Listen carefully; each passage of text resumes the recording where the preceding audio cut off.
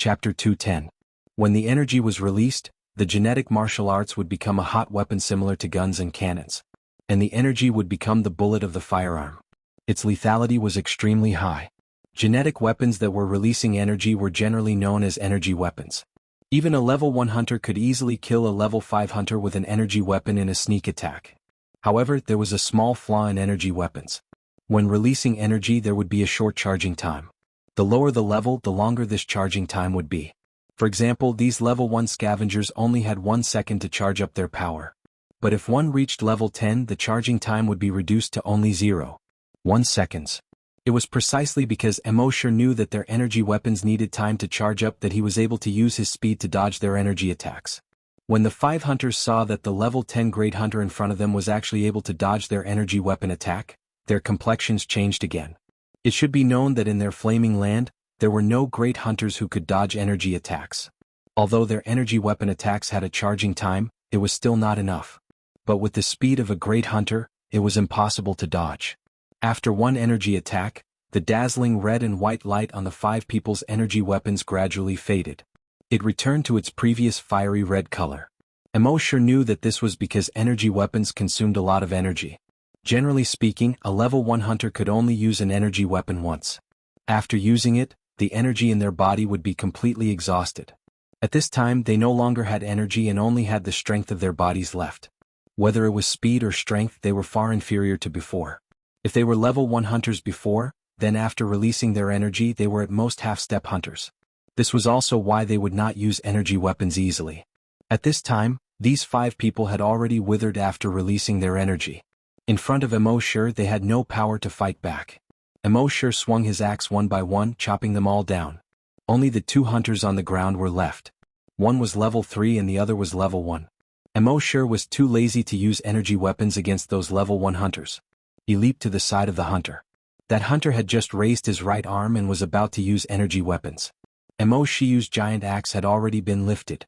Ka! The giant axe instantly chopped at the joint between the mechanical arm and the shoulder. He knew that this part was the weakness of every hunter. It seemed that the defense here was extremely thick. A thick layer of cuticle covered the joint between the mechanical arm and the shoulder tightly. But as long as it could pierce through the thick layer of cuticle and hit the joint, it would be a fatal blow to the hunter.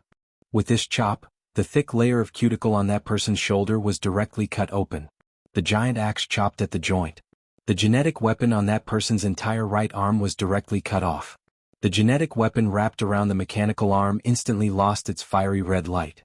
The weapon on top of it instantly turned into flesh and dried up, revealing the mechanical arm inside.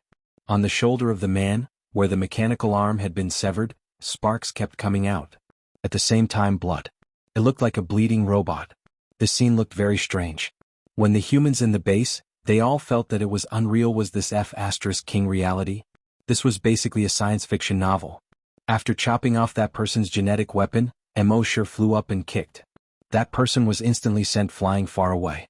Bang bang bang bang, he crashed through 4 walls in a row. In the end, his body hit a steel bar on the 5th wall, and only then did he stop. His chest caved in and blood spurted out from his mouth and nose. He was no longer breathing. However, the steel bar did not pierce through his body. Instead, it was directly bent by his body. Seeing this scene, everyone could not help but suck in a breath of cold air. Hitting the steel bar with such force was like hitting the tip of a nail. No matter what, he would be penetrated. Not only was this person not penetrated, he even bent the steel bar. How perverted was this body's strength? But such a perverted body was actually kicked to death by this human. How terrifying was this human's strength? If the person who was kicked to death was said to have a perverted body, then this human who kicked him to death was the most perverted of perverts. When that level 3 hunter saw his companions who came with him, he fell from the sky one after another. He saw that this level 1 hunter was actually kicked to death by this guy. The shock in his heart was far greater than any other time in his life. What kind of monster was this guy? As a level 10 great hunter, he was actually able to crush 7 level 1 hunters by himself. In the history of the entire Flaming Land, there were occasionally examples of level 10 great hunters defeating level 1 hunters. But 1 against 7 and still being able to completely crush them, there was not a single one. This guy was not a human at all. He was a king animal. At this time, Immortal slowly landed.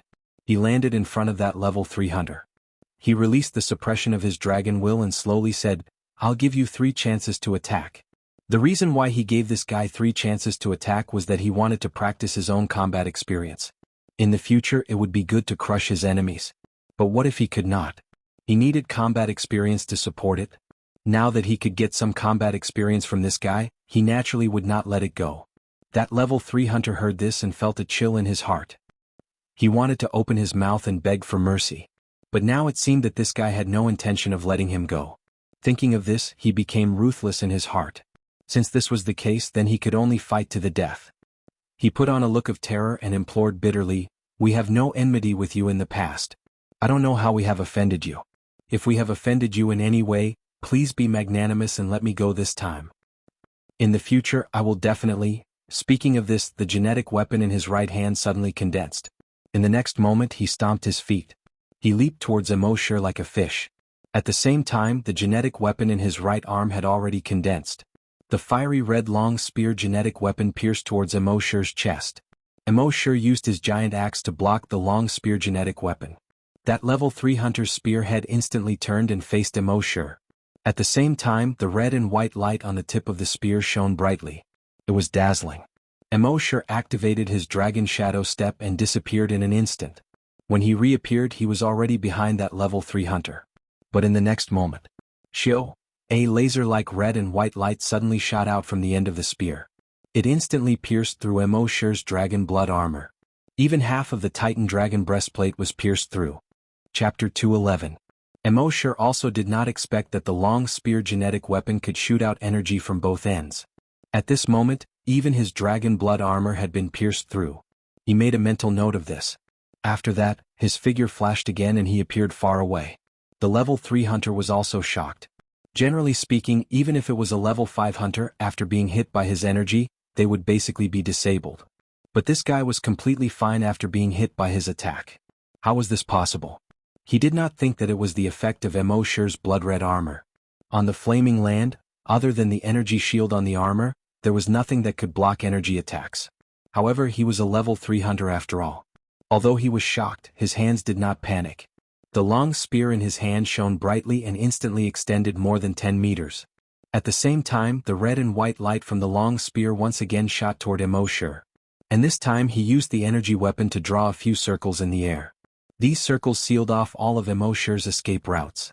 Immortal could only use the big axe in his hand to block in front of him. At the same time, the big axe instantly extended 2 meters high and 1 meter wide.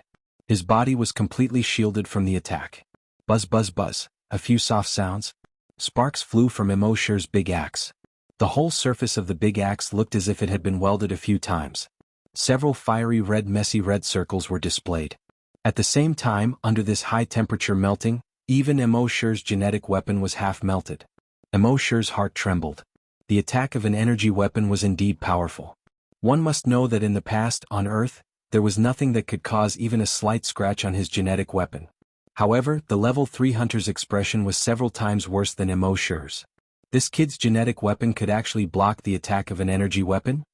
What the hell was this? One must know that on the flaming land, only the energy shield of a mecha could block the attack of an energy weapon. If one were to use a genetic martial art to block an energy martial art, one would simply be courting death. This was because anyone's genetic martial arts, even if they were a desolate hunter or a great desolate hunter, would not be able to withstand the attack of an energy weapon. This kid was just a level 10 great hunter, yet his genetic weapon was able to block his energy weapon attack. This was F***king ridiculous. At this moment his Adam's apple moved. As a level 3 hunter he could only use his energy weapon 3 times. This was the last time he could not use it so easily. Thinking of this, his figure moved. The hoverboard beneath his feet started to move. He flew out of the base in an instant. Immortal sneered. Trying to escape? Could he escape? In the next moment, Immortal's right arm swung in a circle, and the giant axe chopped downwards. The giant axe instantly expanded in the air. It was more than 200 meters long. Just like Panga's giant axe, it chopped down towards the level 3 hunter. The level 3 hunter thought that if he ran away, Immortal would chase after him. He could then use his energy weapon to launch a counterattack. In the past, his hit rate with this move was 100%. However, he did not expect that this kid would not play by the rules. He directly chopped down towards him. At this moment, it was too late for him to dodge. He could only hurriedly raise his spear to block the attack, wanting to block the giant axe.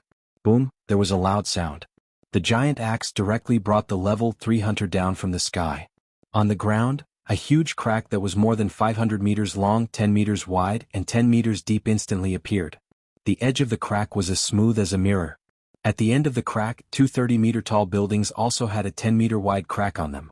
The afterglow of the setting sun passed through this crack. It was like the gate to heaven. When everyone in the base saw this scene, they all widened their eyes and opened their mouths wide.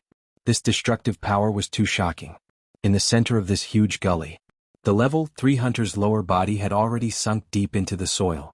His upper body was still holding his long spear genetic martial art, maintaining a blocking posture. On his long spear genetic martial art, there was a mark that was about 1 centimeter deep. In the end, Immortal's genetic martial art was not able to split apart that guy's long spear genetic martial art with his axe.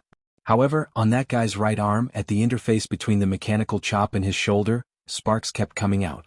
Moreover, blood kept seeping out. It turned out that although Immortal was not able to split apart his genetic martial art with his axe, the power of the axe was too great. However, the force of this axe was too great. It directly shook the interface between his mechanical arm and shoulder, causing it to malfunction. That level 3 hunter looked at the interface of his right arm in disbelief. How was this possible? How could this guy be so strong?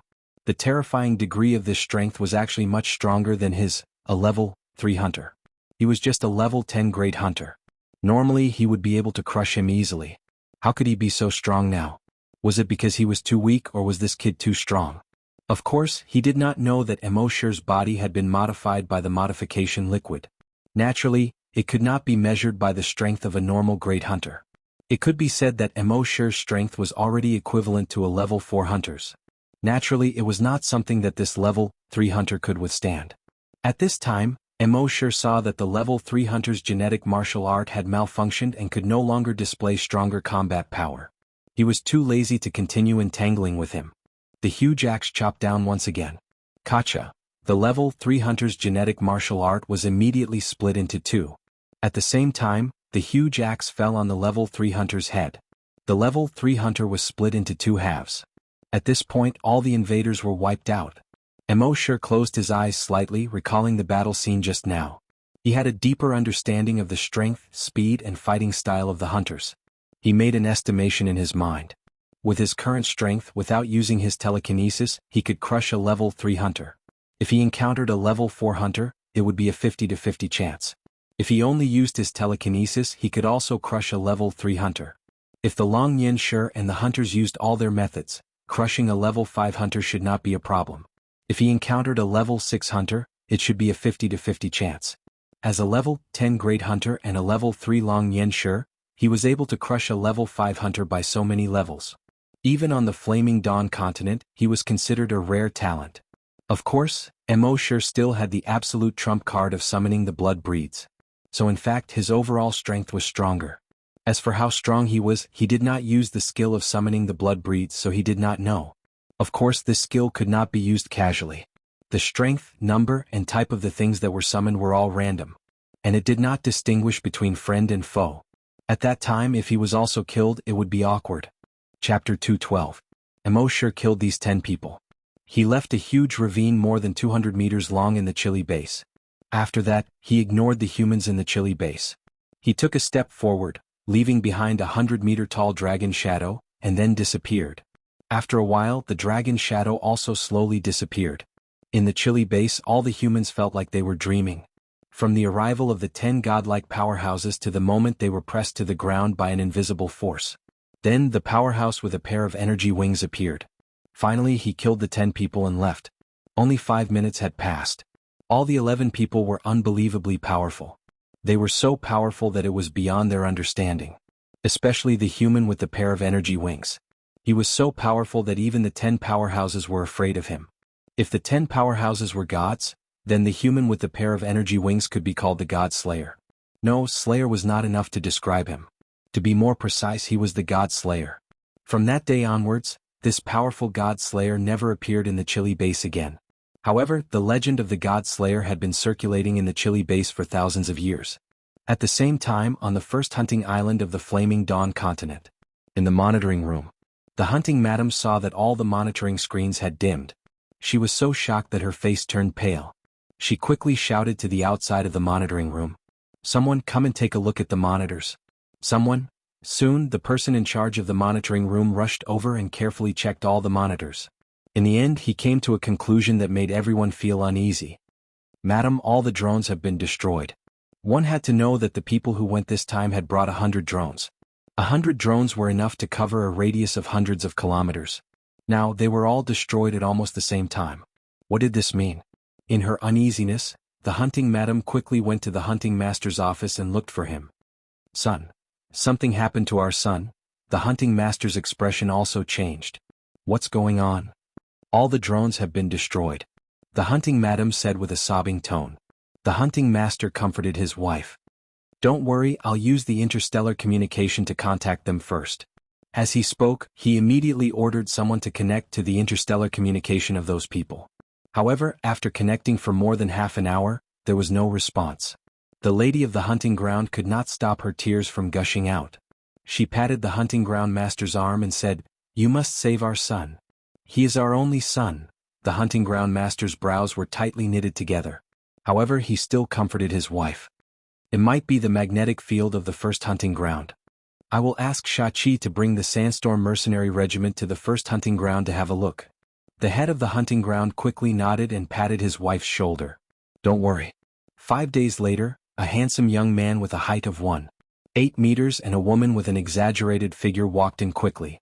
That woman had an extremely exaggerated figure, but she also had a beautiful face. With a devilish figure and an angelic face, these words were tailor-made for her. As soon as the woman appeared, she nervously asked the hunting ground owner and his wife, "Dad, Mom, did something happen to little brother when he went to the hunting ground?" Mrs. Hunting Ground just cried, unable to say a word. The hunting ground master shook his head with a hint of worry between his brows. "I'm not sure yet. It has been more than 40 days since your brother went to the hunting ground, and there is still no news from him. I sent 10 people, but there is still no news from him. And the 100 drones they brought also lost contact almost at the same time. That's why I asked Xianxia to come over and bring some mercenaries to have a look." The handsome young man named Xianxia heard this and his face suddenly became solemn. "Father-in-law, mother-in-law, don't worry. I brought the vice captain and several captains of our mercenary regiment. Basically, they were all level 7 hunters. There are also 5,000 members of the mercenary group and me, a LV8 hunter. Oh, right, I also brought the cheetah mech of the mercenary regiment. Let's make a simple plan. We will set off tomorrow morning and find little brother no matter what," he said very firmly. The hunting ground master showed a hint of gratitude in his eyes and patted his shoulder heavily. "Xianxia, it's all on you." The hunting ground master's wife also nodded and said, "Xianxia, it's all thanks to you." At this time, the woman with the exaggerated figure also said, "Xianxia, I'll go with you." Xianxia shook his head and said with concern, "Bertha, the first hunting ground may have been very safe before, but it is no longer safe now. You can stay here with my in-laws and wait for my good news." Bertha said stubbornly, "How can I be at ease if there is no news from little brother? I must go with you. I'm a level 7 psychic master, much stronger than those in the mercenary regiment." Xianxia seemed to be in a dilemma. The hunting ground master pondered for a moment and took a deep breath. "Xianxia, take Bertha with you." Xianxia shook his head helplessly and said, "Okay Bertha, remember when you go there, you must stay by my side at all times. If you are in any danger, I will be able to protect you immediately." Bertha nodded obediently and said, "Okay." Soon, Xianxia, Bertha, and several senior members of the Sandstorm Mercenary Regiment were in the meeting room to draw up a plan of action. The vice captain said to Xianxia and Bertha, "Captain, Madam Captain, we have too many people this time, so we will split into 2 coordinates. You will take 2,500 people to the first teleportation point. The captains and I will take 2,500 people to the second teleportation point. When we get there, we will see if we will meet up directly or split up to search." Xianxia nodded and said, "Okay, we will do as you say. Now let's split up and prepare. We will leave in half an hour." After the mercenary regiment left, Xianxia came to Bertha and gently put his arm around her shoulder. "Don't worry, little brother will be fine." Bertha nodded and said, "Xianxia, for our family, you put down so many important things and rushed over here. You even personally brought people to the first hunting ground. You are so nice." Xianxia shook his head and said, "We are already here. Isn't your little brother my little brother?" How can I not care about my little brother's business? Bertha nodded and said after a moment of silence. Shachi, this time when little brother comes back, let's have a child. Shachi heard this and was slightly stunned. A moment later, his eyes were filled with excitement. Bertha, is this true? Bertha left a kiss on Shachi's face and said with a smile, Silly, when have I ever lied to you? Shachi immediately laughed like a child. That's great. That's great, Bertha, I love you. 10 days ago, Immortal returned to base C1 after wiping out the group of people. Under the grape trellis of the corpse farm, Immortal was lying on a deck chair, basking in the sun while thinking about something. Chapter 213. 10 days ago, Immortal had just killed those hunters and psychic grandmasters. Under the grape trellis of the corpse farm, Immortal was lying on a recliner with his eyes slightly closed. It looked like he was resting, but in fact he was thinking about something. Last time he killed 2 people. This time there were 10. If he killed these 10 people this time, how many would come next time? Furthermore, he was certain that the next one would be even stronger than this one. He had to think of a way to make them unable to come to Earth in the future, or to make them afraid to come to Earth. It was impossible to make them unable to come to Earth.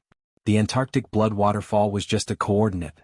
Even if the blood waterfall was destroyed, the coordinates were still there, and they would still come again. And if he wanted them to not dare to come to Earth, he could only desperately improve his strength.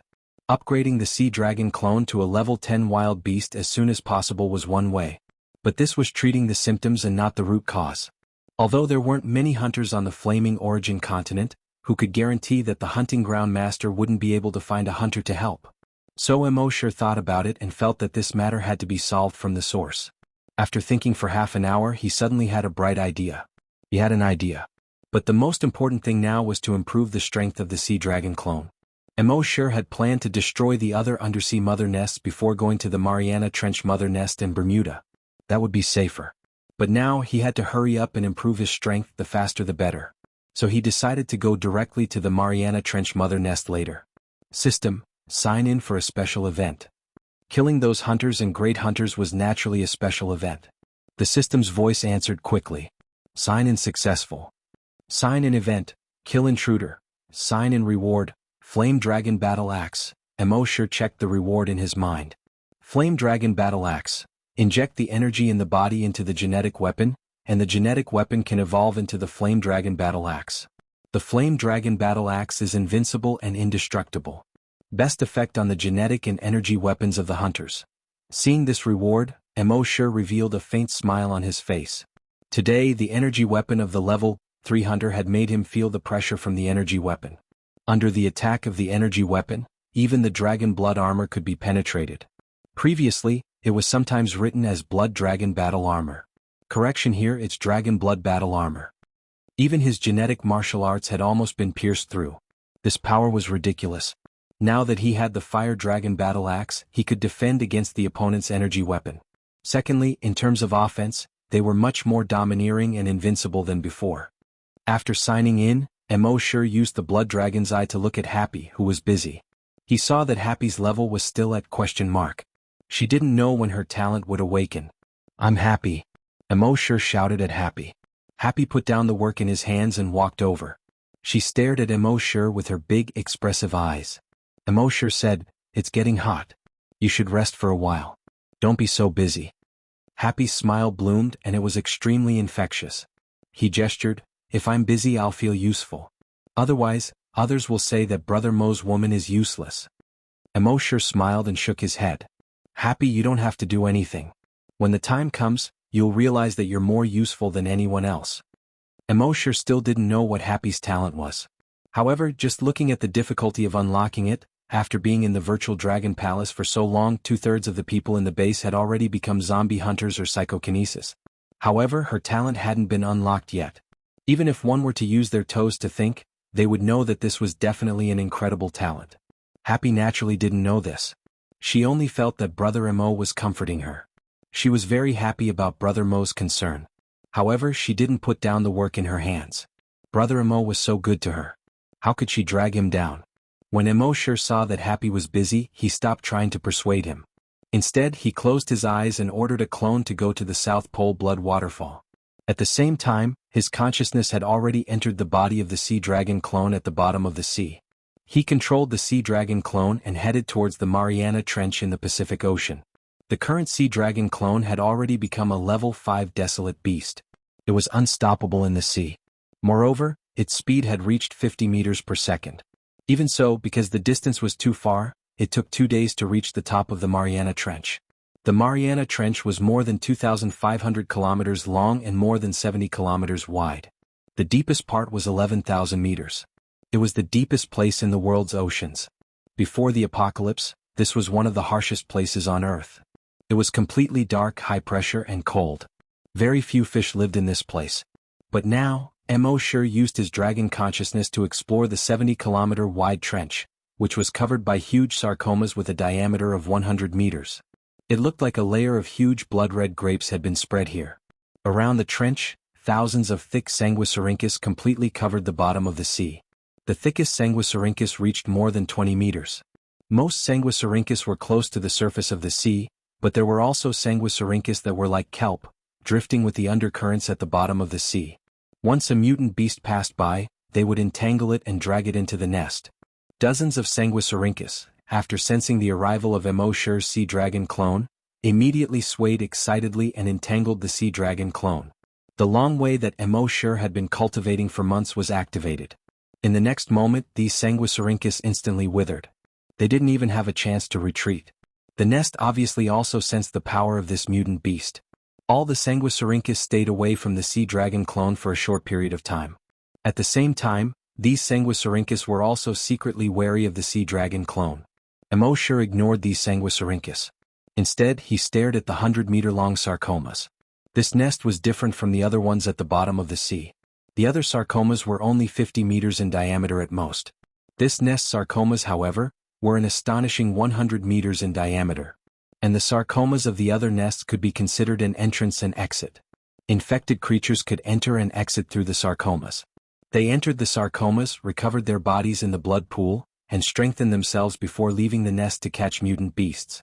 But when Mo-Shur just probed with his dragon will, he found that not a single mutant beast entered or exited through the sarcomas. All the level 10 super mutant beasts, after capturing the other mutant beasts, placed them near the nest. Then they would leave without stopping to continue catching mutant beasts. Mo-Shur couldn't figure out why with his dragon will. But when he looked with the blood dragon's eye, he immediately understood. It turned out that there was a figure slowly swimming in every sarcomas here. And those figures were basically level 10 super mutant beasts. Every sarcomas here was actually an egg. Chapter 214. These sarcomas seemed to have some kind of protective measures.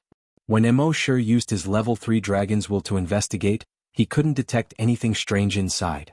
However, when he used the blood dragon's eye to look through the surface to see the essence, he was surprised to find that there was a mutated beast 70 to 80 meters long in every sarcoma here.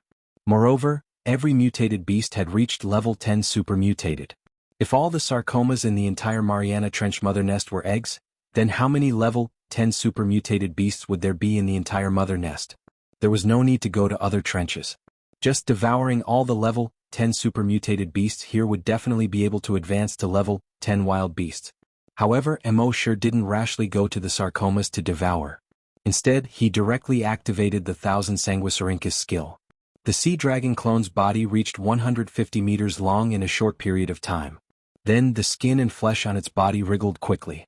More than 50 sanguisurincus were ejected. These 50 sanguisurincus instantly shot out like lightning. They directly pierced through more than 50 sarcomas. They pierced into the bodies of the level 10 super mutated beasts in the sarcomas. Then, the sanguisurincus turned into thousands of tiny sanguisurincus in the bodies of the super mutated beasts and probed into all parts of the bodies of these super mutated beasts. They continuously sucked the blood of these level 10 super mutated beasts. Moreover, these tiny sanguisurincus could also spit out strong acids that corroded the bones and muscle tissues of these super mutated beasts. In the end, their entire bodies turned into blood and were absorbed by the sanguisurincus. From the outside, these sanguisurincus looked like straws that were inserted into the sarcomas. The sea dragon clone continuously sucked the blood of these sarcomas through the sanguisurincus. Using this method, it actually devoured 50 level 10 super mutated beasts in just 5 minutes. After the sarcomas were sucked clean, they all deflated.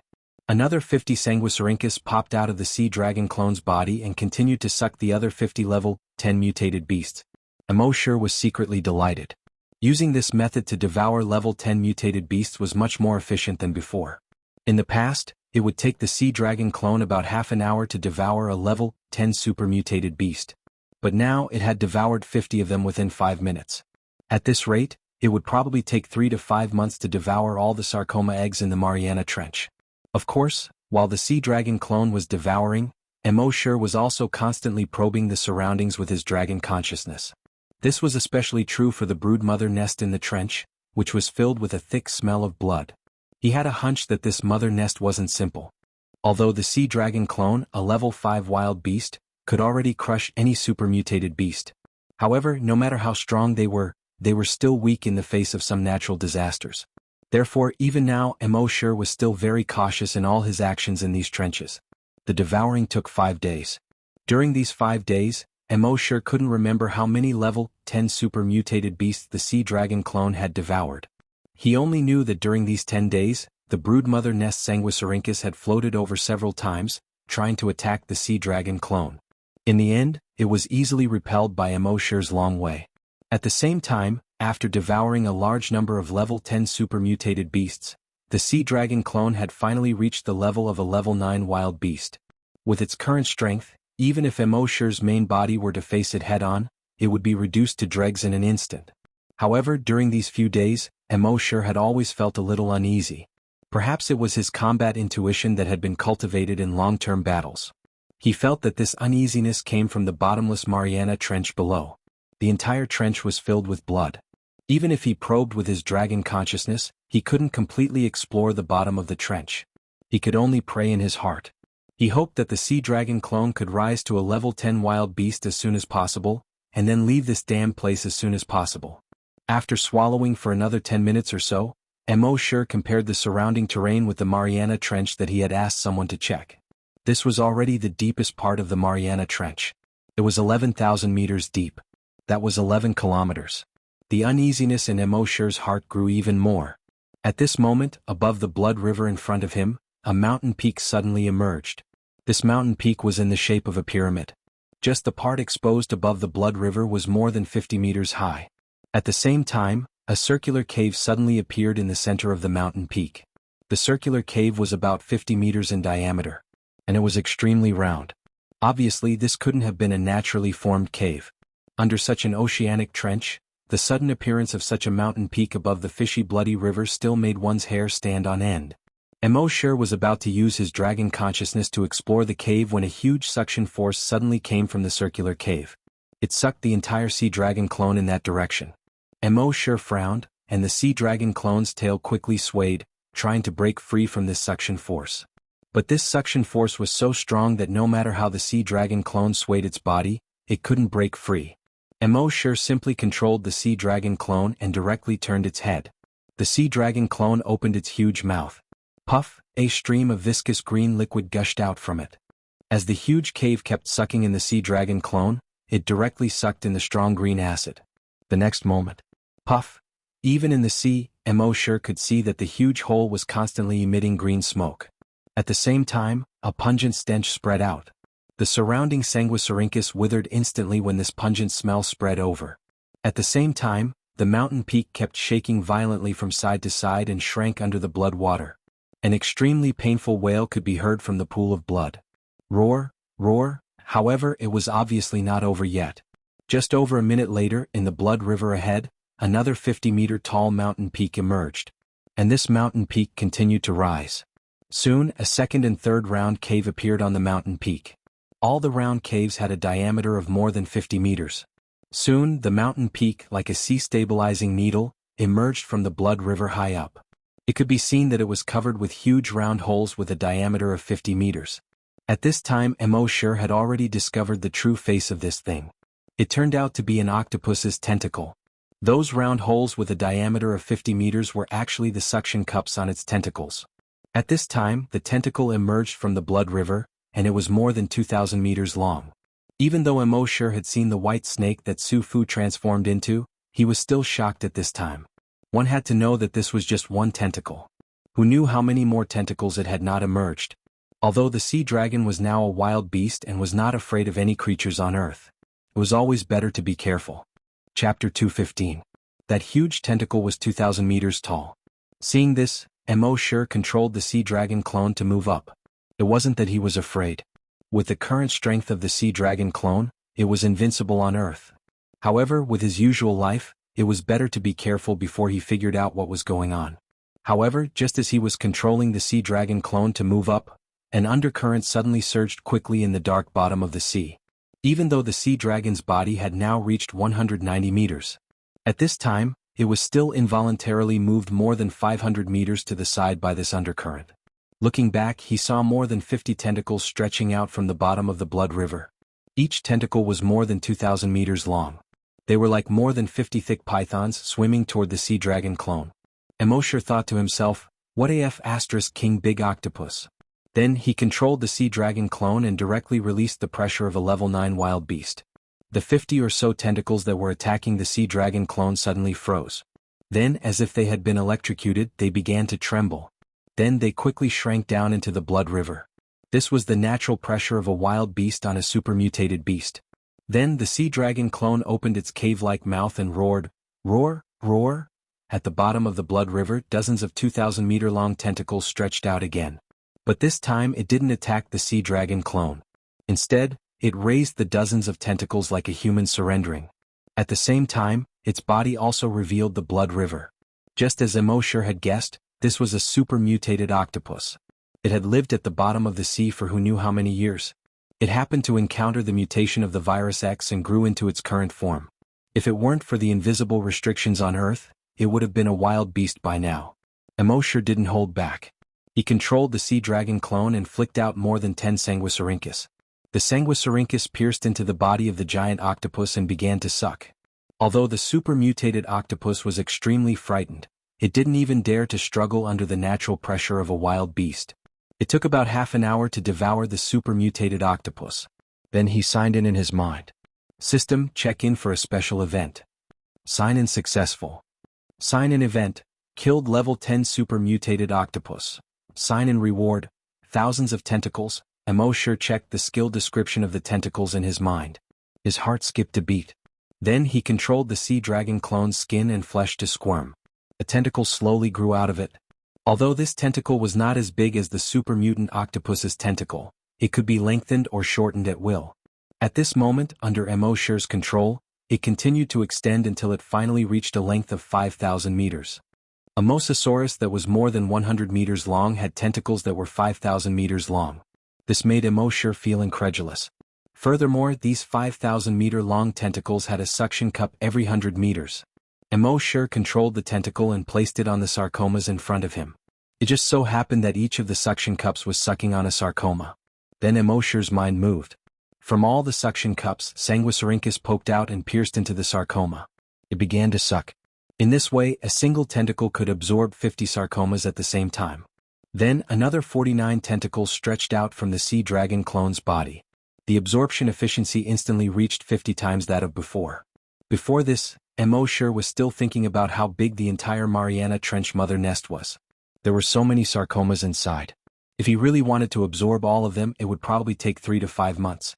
Now this skill came at the right time. With one skill, the efficiency increased to 50 times. According to this, it would probably be finished in 3 to 5 days. The truth was just as Immortal expected.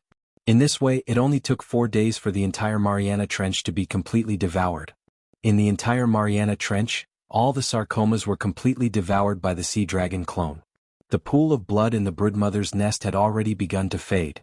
The thick sanguisurincus around the mother nest had all withered. It was also at this moment that a tearing pain suddenly came from within the sea dragon clone's body. Immortal felt this trace of pain and immediately switched his consciousness back to his main body. He waited for 10 minutes before coming back. He checked the attributes. Species, Sea Dragon. Level 10 Dire Beast. Ability, Evolution by Devouring Dragon Psychic Attack. Immunity to Sonic Attacks. Myriad Sanguisurincus, Myriad Tentacles. Sure enough, it had advanced to level 10. At this point, Immortal could be considered to have completed a small goal. If the Flaming Land sent more hunters or psychic masters, Immortal wouldn't have to do anything at all. The sea dragon clone would be able to crush them directly. And the next goal was to improve his strength. Now Immortal had to find a suitable opportunity to break through to the level of a hunter. The sea dragon clone was limited by his realm and could only be stuck as a level 10 dire beast. Immortal was thinking that if he signed in at the dragon ruins under the Bermuda Triangle, it might be possible to break through the limit. At that time he would become a hunter and the sea dragon clone would become a strong dire beast. Wouldn't that be perfect? But just as Immortal was about to set off for the Atlantic Ocean, he suddenly stopped in his tracks. Then he controlled the sea dragon clone and swam into the personal reservoir. The next moment his consciousness had returned to base C1. The personal reservoir had a special feature. If it was summoned by Immortal's main body, it could be summoned anywhere. If it was summoned by the sea dragon clone, it could only be summoned at the place where it disappeared. Therefore, Immortal let the sea dragon clone swim into the personal reservoir. Then he took a step.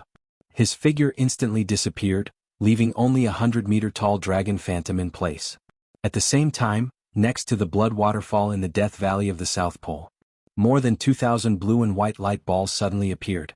Immortal's virus clone had been guarding here the whole time. He watched these blue and white light balls slowly condense into human figures, but he didn't run away in fear. Instead, he followed Immortal's instructions and stared at these slowly appearing human figures. At the same time his eyes were blood red. He had already opened the blood demon's eye. Soon, when those people's figures were completely condensed, all of their levels had already been seen by the virus doppelganger. The strongest one was a level 8 hunter. Then there were a few level 7 hunters. There was also a level 6 psychic. The remaining 2,000 people were basically all hunters below level 5. And among them, there was a cheetah-shaped mecha that was more than 5 meters long and 2 meters tall. The entire mecha was made of a metal that didn't exist on Earth. Its body was full of mechanical and power. The sharp claws at the end of its limbs were made of a metal unique to the flaming origin continent. It was extremely sharp. Its sharp teeth glinted coldly under the sunlight. Its tail was also full of sharp blades. Chapter 216. The cheetah mecha cover was filled with a sense of machinery and power. Disregarding everything else, just the steel body alone was made for battle. Mechas were extremely expensive on the Flaming Dawn continent. The Sandstorm mercenary group had more than 30,000 people, but they only had one mecha. And now he was looking for his brother-in-law, so Xianxia brought this mecha over. It was obvious how much he valued his wife. As soon as these people appeared, they naturally saw Immortal's virus clone. Bertha, who had an exaggerated figure, saw Immortal's virus clone and her eyes immediately turned cold.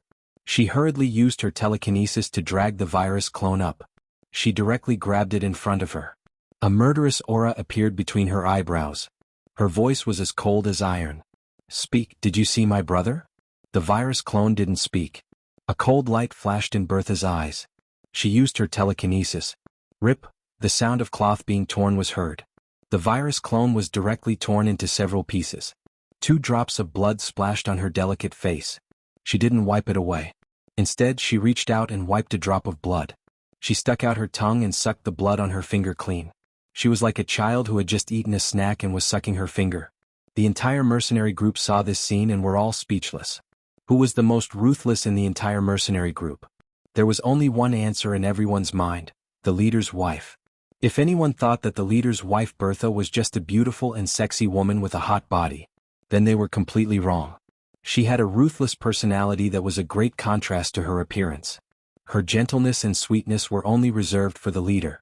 And the leader Xianxia also doted on his woman. At this moment, he tucked a strand of hair in front of Bertha's eyes behind her ear. With a gentle smile on his face he asked, "What does this blood taste like?" Bertha's pretty face was slightly red as she said shyly, "The smell of the natives." Then she said with some anticipation, "In the Flaming Continent, you always told me not to kill people casually. I listened to you. Now that we're here we can finally kill people, right?" Xianxia caressed her hair lovingly and nodded. "Of course this is a hunting ground. The natives here are not real people. They are just prey." At this moment, countless tentacles grew out from the torn body of the virus clone. These tentacles were pulling at a few pieces of flesh trying to reassemble them. When Bertha saw this, a cruel smile appeared on her face. It's actually an infected body. In the next moment, her psychokinesis exploded in full force and blasted towards the pile of flesh. Soon, the virus in the pile of flesh was killed. He had lost the ability to heal himself. Then Xianxia said to a captain behind him, "Launch the drone." The captain nodded, then said to a man with a belt around his waist, "Drone lift off." The man nodded and pressed a button on his waist. The next moment, A light blue virtual interface popped out from his belt and a light blue virtual keyboard with the same light blue virtual keyboard popped out. Then his fingers danced quickly on the keyboard. Hundreds of fist-sized cabins popped out from the body of the cheetah mech. In these cabins there were fist-sized drones that looked like spiders but had wings. They flapped their wings at an extremely fast frequency and rose into the air. Then they flew in all directions. Then the cheetah mech that had been motionless. Its eyes suddenly glowed with a faint green light. Its head turned 360 degrees. Then it stretched its limbs. Then it swung its tail. In the next moment it jumped out. One step covered more than 50 meters. In a few leaps, it disappeared into the distant Death Valley. Xianxia looked at this scene and patted the shoulder of the young man operating the mech. Good job, kid. You're getting better and better. One person operating 100 drones in a mech, and you're still so skillful. You're a genius. The young man's waving hands suddenly stopped. He hurriedly said in fear, "Thank you for the compliment, Captain. Practice makes perfect." Xianxia nodded. Then he said to the woman with an exaggerated figure, "Bertha. No one visits the first hunting ground. Father-in-law's mind is not on the hunting ground and no one takes care of it. It has been developed freely for decades without even a map. We can only rely on these drones to find underlings." Bertha nodded obediently. "Okay, I'll listen to you." Half an hour later. At the edge of Antarctica. Immortal's figure stopped. He faced the south. There was a hint of seriousness in his eyes. Just now, he had already known the strength of these people through the detection of the virus clone. The strongest was a level 8 hunter and several level 7 hunters. There was also a level 6 psychic master. There was also a cheetah mech. He had already known how terrifying mechs were on the flaming land through the memories of the people he had killed before. The mech had an energy shield that could resist almost any physical, psychic and energy attack. And the mech could shoot out energy rays. The power of this energy ray was exactly the same as the rays fired by the energy weapons of the hunters. And even if the hunters reached level 10, they could only use the energy weapon 10 times. And as long as the mech's battery was still charged, it could keep using the energy weapon. It was no exaggeration to say that having a mech was equivalent to having a great hunter. Of course, the mech also had its fatal weakness. That was the person who controlled it. As long as the controller was killed, the mech would lose control. So Immortal's dragons will scan more than 100 kilometers away. After the cheetah mech jumped over, he did not pay attention to it. At this moment, in the sky, a fist-sized drone was flying over his head. This beast-shaped drone was more advanced than the ball-shaped drone last time. The beast-shaped drone could not only be used for searching but also for fighting. Its 8 legs were extremely sharp and could easily pierce through a human's skull. At the same time, its compound eyes could also shoot lasers. Although this laser was not as lethal as energy weapons, it could easily kill a level 1 hunter. At the same time, Immortal also knew that the surface of this drone could also generate an energy shield. It could resist any form of psychic energy and physical attacks. Even a small drone was so powerful. One could imagine how strong the flaming land was. Immortal held his breath and focused. His clothes and skin had completely turned into the same color as the snow on the ground. At the same time, he buried himself deep in the snow to avoid the drone's search and thermal imaging. Chapter 217. Immortal detected a spider drone flying over his head. He did not attack. After a while, another spider drone flew over his head. His dragon will spread out quickly. In an instant, he detected the location of the 2,500 people across 130 kilometers. Bertha immediately sensed it when he probed with his draconic will. She frowned and a cold light flashed in her eyes. Someone is spying on us with telekinesis. As she spoke, her telekinesis also spread out quickly to resist Immortal's dragon will. However, Immortal's dragon will did not come into direct contact with her telekinesis at all. Instead, it blasted towards the young man operating the mech. Bang! The young man's body instantly exploded into a cloud of blood mist. Everyone around was shocked. The captain beside him quickly shouted, "Little Jin, take over his mech." Since the mech was so important, it was naturally impossible for it to have only one operator. There were 2 substitutes beside him. If one died, the other 2 could replace him at any time. At the same time, Bertha, who had a ridiculously good figure, quickly spread out her telekinesis. She wanted to compete with Immortal's telekinesis. However, when she probed, her psychokinesis hit nothing but air. The next moment, her brows suddenly furrowed into a knot. He raised his head abruptly and channeled all of his mental power to resist the attack. However, it was too late. Boom boom boom boom boom. Around them, 100 invisible meteors smashed down with a loud rumble. Most of these people were level 3 to level 5 hunters. They also felt that the situation was not good. As they activated their genetic weapons, they all jumped in all directions to dodge. The guy who was about to take over the mech was hit on the head by the dragon meteorite. He was instantly smashed into meat paste. Boom boom boom boom boom, explosions kept coming from all directions. Huge craters kept appearing. Terrifying shockwaves continued to spread out. Even though Bertha had blocked most of the dragon meteorites, there were still more than 20 meteorites that came crashing down. Almost all of these 2,500 people were sent flying by the huge impact. In this wave of attack, more than 10 telekinesis grandmasters were directly torn to shreds by the huge shock wave. As for the remaining 5 psychic grandmasters including Bertha, they all had powerful life-saving trump cards. The instant the shock wave hit, a layer of armor covered the surface of these telekinesis grandmasters' bodies. Only then would he not be torn apart. Of course, there were those who were too lucky and were directly smashed in the head by the dragon meteorite. Even if they had armor, they were already dead. As for those level 1 hunters, more than 100 of them died on the spot. The rest of the scavengers below level 3 were either seriously or lightly injured. Hunters above level 3 had extremely fast reflexes, and their bodies were extremely strong. Therefore, the shockwave did not tear their bodies apart. What was even more terrifying was that a dragon meteorite had already smashed into a level 7 hunter's head. However, the hunter did not suffer any other injuries except that his body was smashed into the ground and his head was dripping with blood. He could even move and fight normally. Immortal was secretly shocked when he saw all this. The physical strength of the scavengers was too abnormal. At this moment, the mercenaries from the flaming beginning continent were even more shocked than Immortal. In their opinion, the first hunting ground was simply a barren land. Moreover, due to the rules of the hunting ground, it was impossible for a level 10 great hunter to appear. It was even more impossible for a telekinesis grandmaster to appear. However, the attack just now was clearly the work of a telekinesis grandmaster. It was very likely that the attacker was a level 6 telekinesis grandmaster. How was this possible? The leader, Xianxia, was even more shocked and furious. Initially, he had thought that with so many hunters, they would be able to dominate the lousy first hunting ground and sweep through everything in their path. However, he did not expect that they would be ambushed as soon as they arrived. They had lost more than 100 hunters and more than a dozen telekinesis grandmasters. This loss was simply too great. Damn it! Sandstorm mercenary group, listen to my orders. Raze this barren land to the ground. He roared in exasperation. It was as if an adult had been slapped by a child in front of everyone. Everyone in the mercenary group was also furious. This barren land, a low-level hunting ground, had caused the Sandstorm mercenary group to suffer such a great loss. This was outrageous. The leader shouted to the third substitute mecha operator, "Little Hai, operate the mecha." Little Hai's heart suddenly tightened. He wanted to say that he had only been learning from his master for a month. However, when he saw the leader's murderous eyes and the leader's wife's eyes, he trembled. His heart suddenly trembled.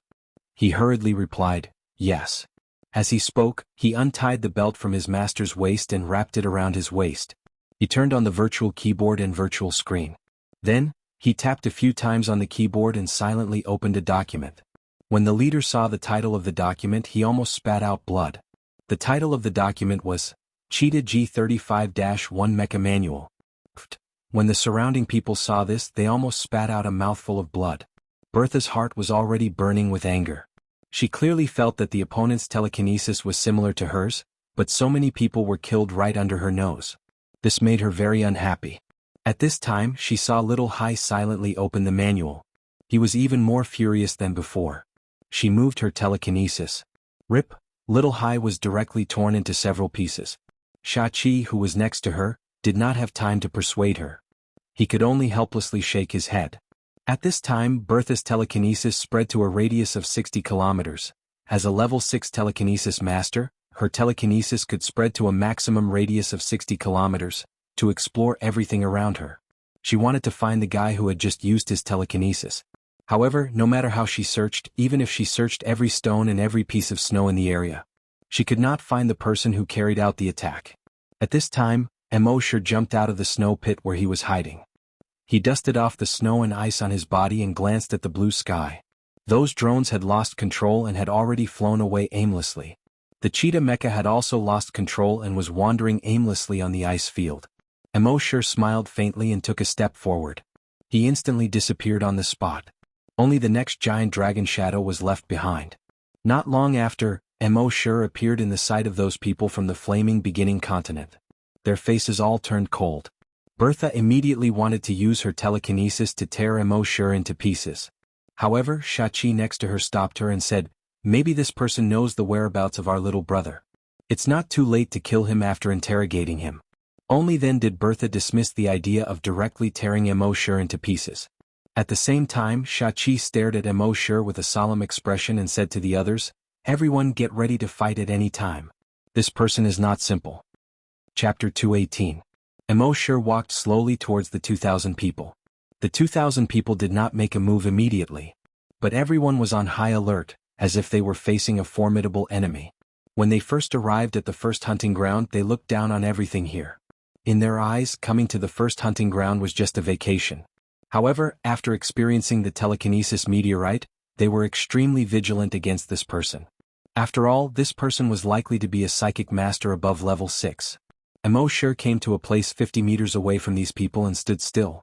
Everyone saw that Emo looked exactly the same as the infected person they had killed before. They were a little confused. Could this guy be a twin? Shachi tapped twice on the watch on his left wrist. The holographic images of a long-haired young man and a bald middle-aged man appeared beside him.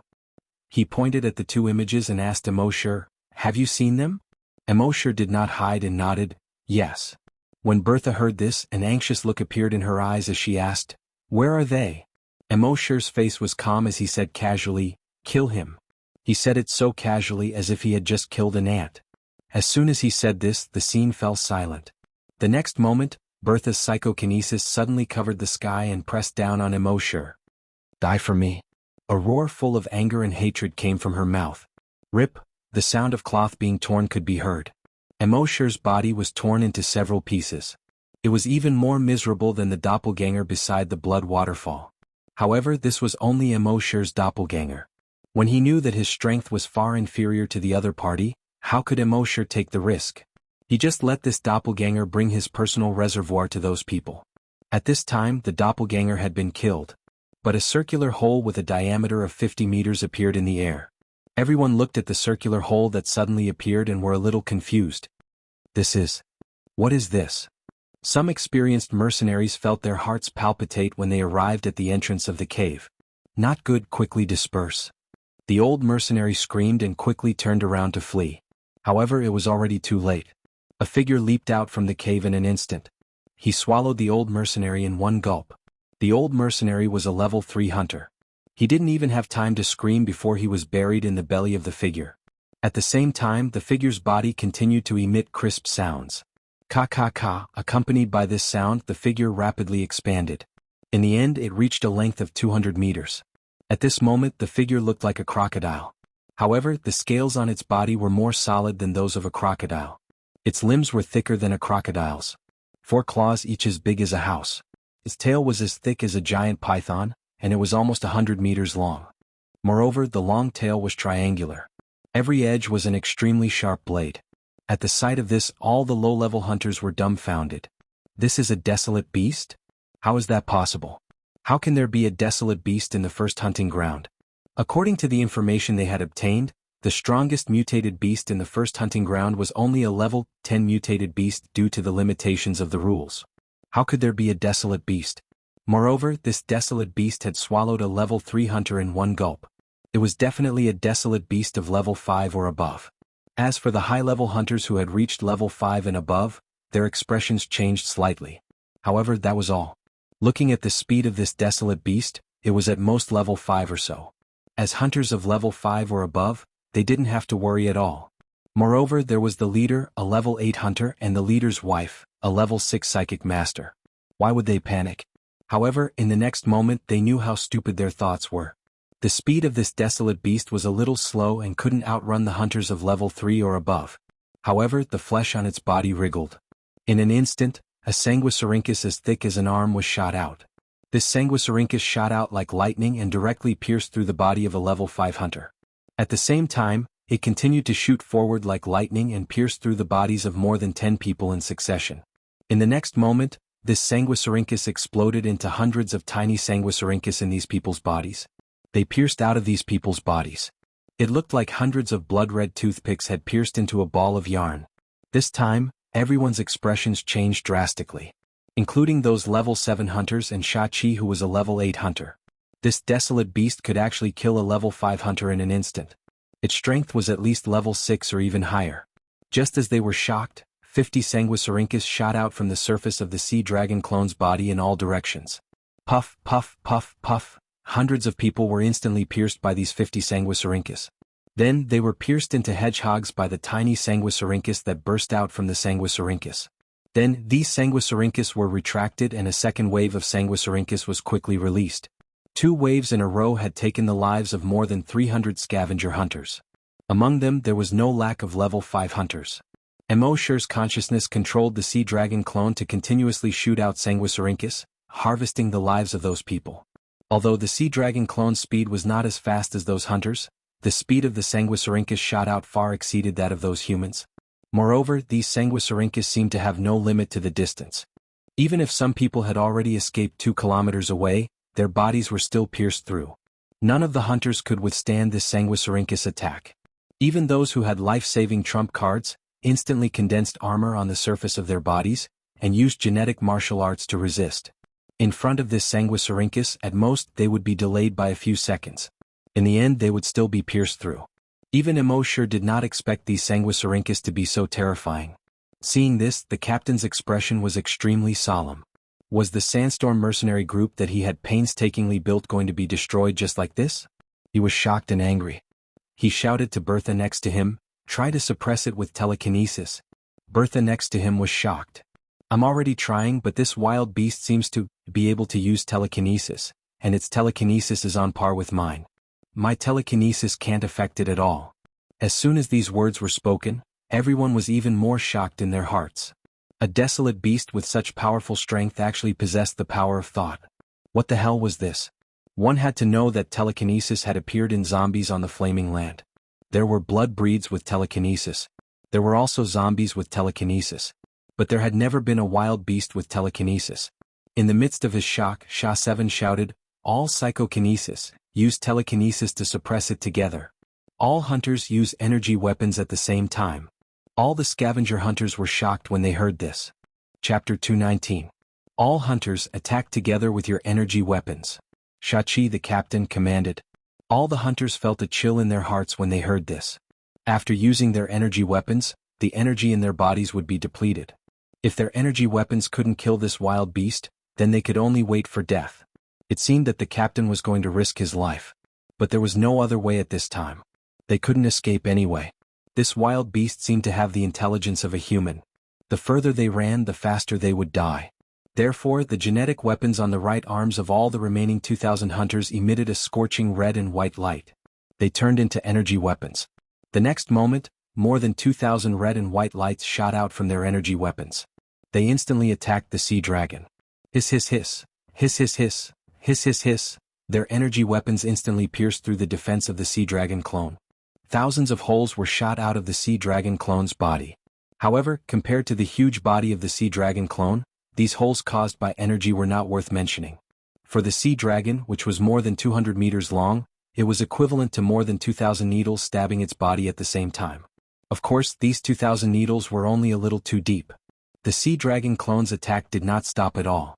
Every time the sanguisurincus attacked, it could kill more than 100 people. But at this moment, a ray directly hit the sea dragon's left eye. The sea dragon immediately roared in pain. Roar. Amidst the roar, it suddenly opened its mouth. A stream of green liquid suddenly spurted out. The green liquid fell on the body of an armored scavenger. The armor on the hunter's body was corroded in a very short time like rusty iron pieces and slid off one after another. Then the flesh on his body kept making sizzling sounds as it was quickly corroded. "Ah, help me!" The hunter let out an extremely miserable cry. Just hearing it made one's scalp tingle and their hearts turn cold. The strong acid that the sea dragon clone spat out was much more corrosive than the strong acid of the bloodlust zombie slayer. The hunter's flesh and blood were like melted chocolate, falling down quickly. Eerie white bones were exposed. Then even the bones were completely melted. Even the ground beneath his feet was corroded, forming a huge bowl-shaped pit with a diameter of more than 10 meters. Moreover, the sea dragon's spray covered a wide area. When it opened its huge mouth, everything within a radius of several hundred meters was covered. Hundreds of hunters within hundreds of meters suddenly screamed and turned into a pool of blood. Even a level 7 hunter had no power to resist. The sea dragon spat out several mouthfuls in a row. More than 500 hunters and psyche masters were turned into a pool of blood in the strong acid. This scene caused everyone to be incomparably terrified. As mercenaries, they had seen many dead people in their lives. However, this was the first time they had seen so many people being corroded to death by strong acid. This was the first time they had seen so many people die at once. And what worried them the most was that they all knew that desolate beasts had the ability to breathe out energy. This was the most powerful killing move of a desolate beast. Up until now, this desolate beast had yet to use its energy breath. It was like a sword hanging over their heads that could fall at any time. Naturally, Mo sure couldn't casually use the energy breath. Although the energy breath was strong, it was the same as the energy weapons of the hunters. Every time it was used, it would be used less. Even the sea dragon clone, a level 10 desolate beast, could only use it 10 times. At this moment, another energy ray directly penetrated the heart of the sea dragon clone. However, this didn't kill the sea dragon clone.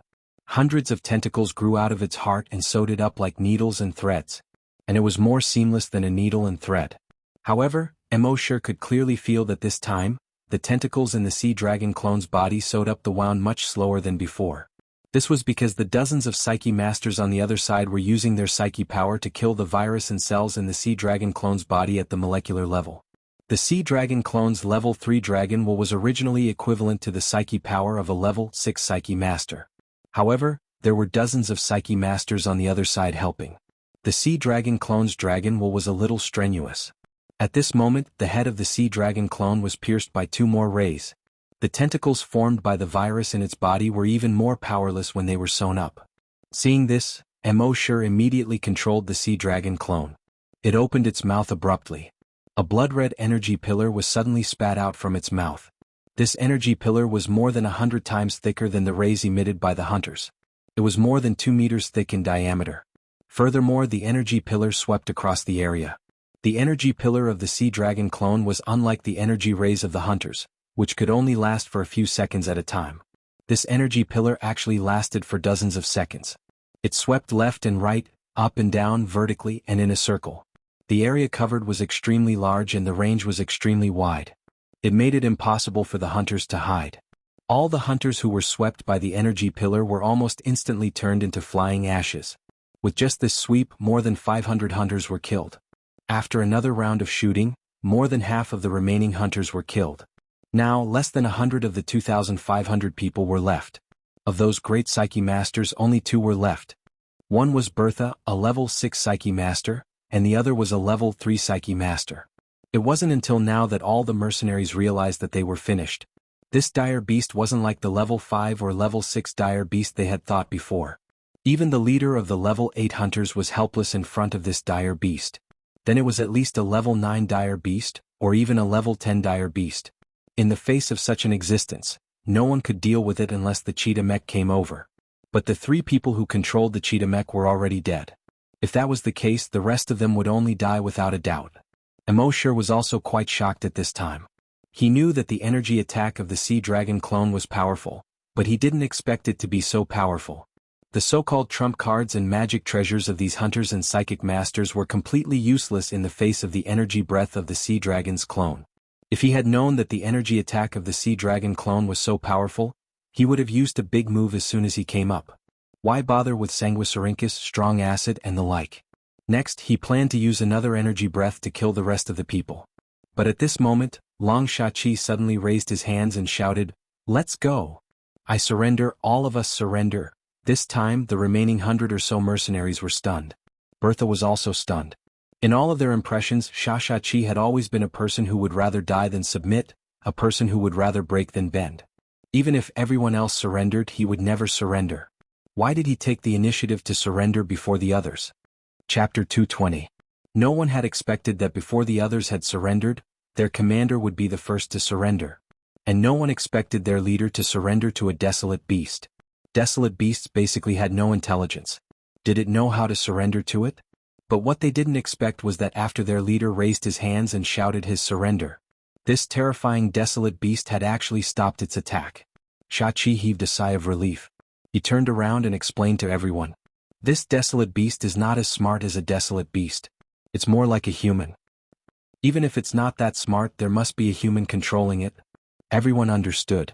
It turned out that their leader was surrendering to the human behind the desolate beast. But they still didn't understand. With their leader's unyielding character, how could he surrender? Xianxia said to everyone, retract your genetic and energy weapons. Quick, don't wait for it to go back on its words. Everyone looked at each other. One by one they retracted their genetic and energy weapons. Based on the current situation, if they continued to fight, they would probably die in the next second. If they surrendered as their leader said, although the desolate beast might not let them go, at least they would die a slower death. Who wouldn't want to live a few more seconds? Their leader, Xianxia, shouted to the sea dragon clone. I'm the leader of all of them. If you want to kill me alone. Please let my brothers and my woman go. The sea dragon clone didn't move. Xianxia heaved a sigh of relief when he saw that the desolate beast didn't intend to attack again. He turned around and said to everyone, every one of you join my sandstorm mercenary group. You're my brothers. I, Xianxia, made a wrong decision and lost the lives of so many of my brothers. I can't bear to see the remaining 100 or so brothers die. Then he turned around and looked at his woman affectionately. Bertha, I'm too stupid and caused the death of so many of our brothers. But I can't watch you die for nothing. I'll stay. All of you leave. Now.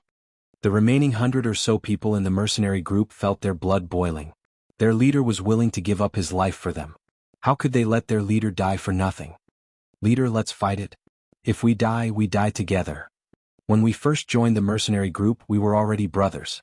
Since we can't survive, we might as well die together. Bertha's tears fell like rain as she sobbed. Xianxia, I'll accompany you. All of our brothers will accompany you. Xianxia's eyes were also filled with tears as he reprimanded his brothers. Shut up. You are all people with parents and families.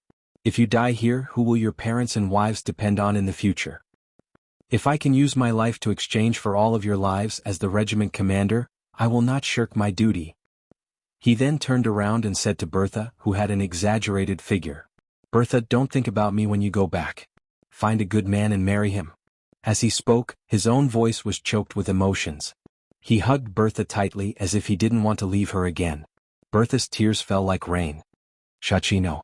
If you die, how can I live alone? Xianxia, we agreed to die together. However, before she could finish her sentence, she stopped abruptly. Rip, her body was torn into two halves. And the person who tore her body apart was none other than someone else. It was her husband, her lover, Xianxia. This sudden change occurred. Everyone was dumbfounded. Their minds were a little jammed and they couldn't react in time. Even Immortal was shocked.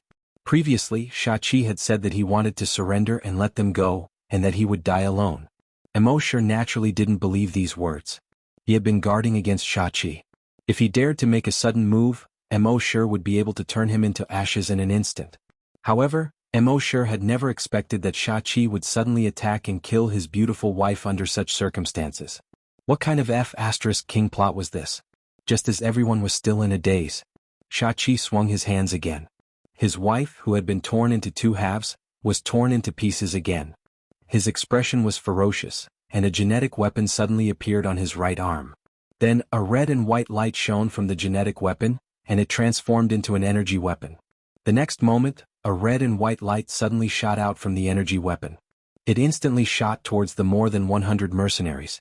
Bang! A single sweep of the gun had killed more than 20 wild hunters.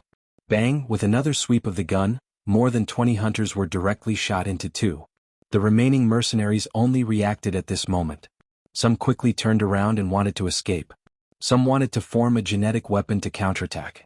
However, their levels were much lower than Xianxia's. Moreover, Xianxia was scheming against them. It was already too late for them to form a genetic weapon now. Bang, bang, bang! After a few more sweeps, the more than 100 mercenaries all fell to the ground. These mercenaries, including Xianxia's wife, Bertha, all had an expression of extreme disbelief on their faces.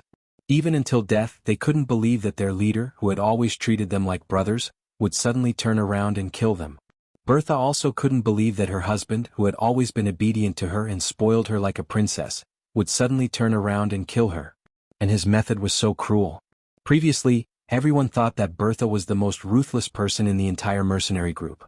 But now they understood that the most ruthless person in the mercenary group was their leader, Xianxia.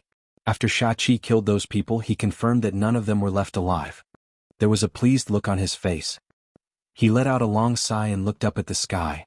Awesome. But a moment later, he knelt down toward the east with tears in his eyes. He knocked his head heavily on the ground and said, "Dad, Mom, Big Brother, I finally avenged you." As he spoke, his voice was choked with sobs as if he had returned to several years ago. Then he told his story to the sea dragon clone. 23 years ago, I was only a 3-month-old child. At that time, my dad was the owner of the first hunting ground. He has a subordinate named Belky who plotted to kill my parents and my brother and took over the first hunting ground. Fortunately, my father's guard at that time risked his life to bring me out of the encirclement. Later on, I gradually grew up and founded the Sandstorm Mercenary Group. It's all so that one day I can fight my way to the first hunting island, avenge my parents and elder brother, and take back the first hunting ground. It was only later that I discovered that Bertzi's daughter, Bertha, was actually a psychic grandmaster. It wasn't easy to kill them. So I could only take the opportunity to get close to Bertha and finally married her. I planned to find an opportunity to kill their entire family for revenge.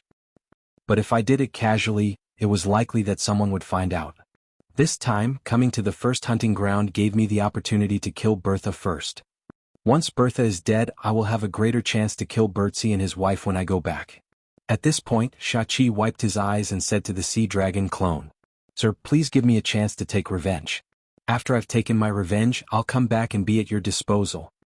Chapter 221. After Xianxia said these words, he lowered his head and looked very sincere. He did not dare to resist. For such a person, according to Immortal's personality, he would not hesitate to kill him. Although this person had a blood feud, so it was understandable. But to be able to endure for so long, betraying his brother and tearing apart his wife. Immortal would not let such a person go easily. But today was different. Immortal's main body rushed over from afar with dragon shadow step. Xianxia saw another person that looked exactly the same as the previous 2 infected people running over. He felt strange in his heart. Just how many of these infected bodies were there? But he already knew that this wild beast was definitely controlled by this infected person. He quickly said to Immortal, "Please allow me to go back and take revenge. I swear on my energy weapon, if I say half a lie, I will die from the backlash of my energy weapon." Immortal coldly snorted in his heart. "Swear on your energy weapon? Swear on your sister." Immortal had absorbed the memories of those people and knew that swearing on energy weapons was very common in the Flaming Origin continent. But swearing this thing was just nonsense. Whoever believed in such a thing was an idiot. How many couples vowed to love each other, but didn't they part ways in the end? Xianxia saw that Immortal didn't say anything, so he secretly tried to guess Immortal's meaning. Immortal's expression did not change. He said in his mind, "System, designate the reward virus 0. The system quickly responded, "Frowny face, designation of reward requires 1 million evolution points. The reward virus 0 requires 10 billion evolution points. This time, sign in will consume 10 billion and 1 million evolution points. Are you sure you want to sign in?" Puff. Immortal almost spurted out a mouthful of blood. If he knew this would happen, he would not have wasted the virus 0 last time. But since it had come to this, he could only grit his teeth and accept it. Yes. Soon, the system prompt sounded in his mind again, frowny face, sign in successful. Sign in reward, 1 virus 0. Immortal took a look inside his backpack. Then he gave it a thought. The virus had already appeared in the palm of his right hand. With the naked eye of a human, it was naturally impossible to see the virus. But Immortal could feel it. He bent the middle finger of his right hand and clasped it with his thumb. He flicked it lightly. The virus 0 had already stuck to Xianxia's body. Then it entered his body through his pores. Xianxia naturally didn't know about this, but his heart thumped. What did this gesture mean? Are you letting me go? At this moment, Xianxia felt dizzy. Then he felt a sharp pain in his head. However, that feeling only lasted for a fleeting moment. He was shocked. What the hell? Could it be that this fellow had attacked him? Immortal finally opened his mouth. You can leave now. Xianxia suddenly raised his head, his eyes filled with disbelief. Before this, he had killed his own brother and now he had killed his wife. Firstly, it was for revenge. Secondly, it was to express his sincerity to this expert. He hoped that this expert would let him go. Of course, he knew that the chances were slim. No expert would let him go under such circumstances. Wouldn't that be letting the tiger return to the mountain? But as long as there was a glimmer of hope, he had to try. Even if he failed, it was better than waiting for death. However, he had never expected that this foolish expert would actually believe his words. And he really wanted to let him go. This simply couldn't be described as foolish anymore. Naive, melon, silly, simple-minded. In Xiaqi's opinion, all the words used to describe fools were not enough to describe this guy's foolishness. Of course, he also thought of another possibility. That was, this expert let him go for another purpose. But after he left here, he would be in the flaming land 30 light years away.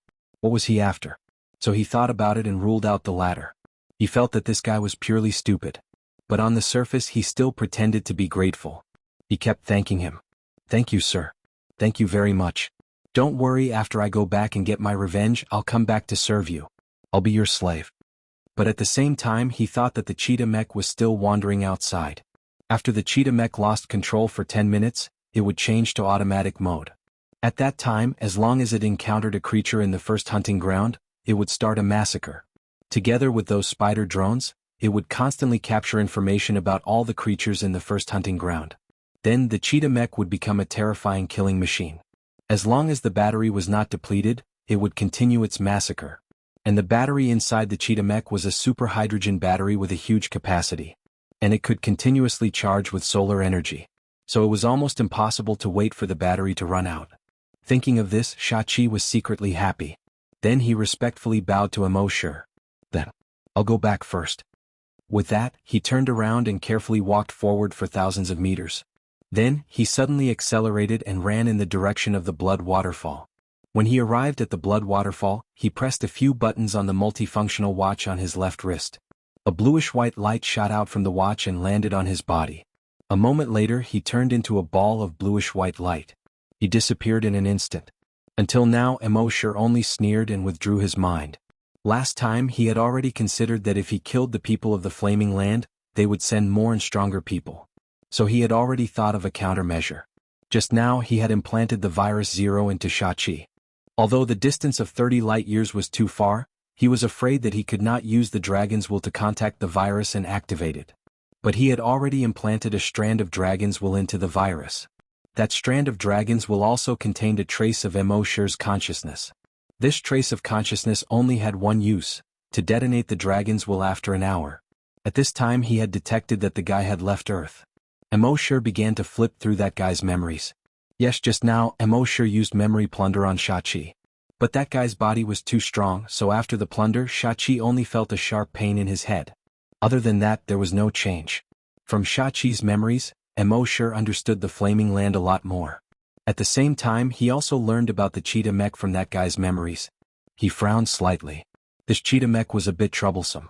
From that guy's memories, he knew that the only way to destroy that mech was to use an attack that far exceeded the strength of its energy shield and destroy it in one blow. But that required at least the level of a desolate hunter.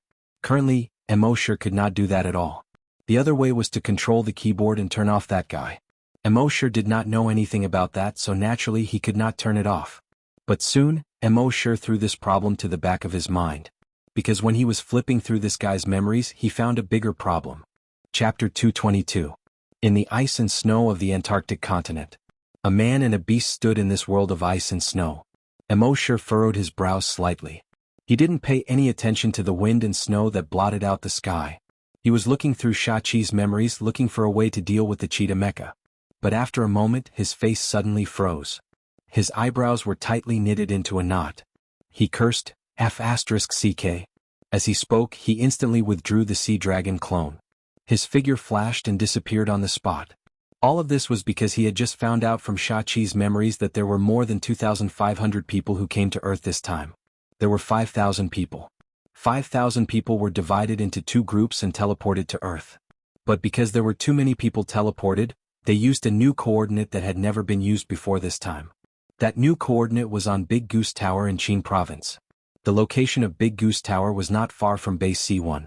Moreover, their two coordinates were teleported only 10 minutes apart. As for the other 2,500 people, it was very likely that they were already in Base C1. If he rushed back at this time, even with the speed of Dragon Shadow Step, it would take more than 20 minutes. It would probably be too late. In fact, it was just as Immortal thought. Just 10 minutes after he left Base C1.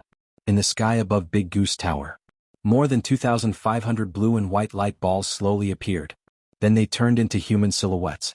Among these 2,500 people, the strongest ones were 2 level 7 hunters. They quickly called out the spherical drones and probed around. Not long after they found Base C1. Immediately they headed toward Base C1. With the speed of their flying skateboards, they arrived at Base C1 in less than 10 minutes. They floated high above Base C1.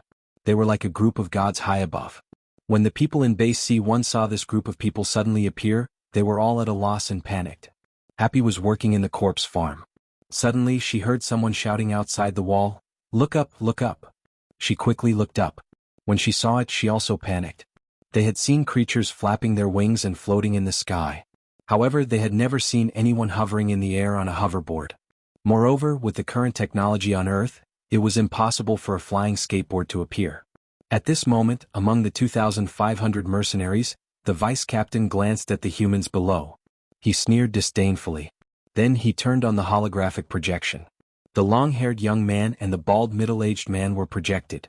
Looking down from above, he asked like an emperor asking his subjects, "You natives, have you seen these two people before?" Everyone in Base C1 shook their heads. The vice captain snorted coldly.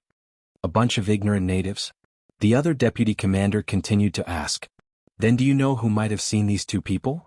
Everyone was exchanging glances with each other. A figure flashed through their minds at the same time. Mr. Mo. In the past few years, Mr. Mo often went outside the base. If there was anyone who was most likely to have seen these two people, it was undoubtedly Mr. Mo. However, they naturally wouldn't be so stupid as to say it out loud. Mr. Mo had done so much for the base, so they only had gratitude for him. These people obviously didn't come with good intentions.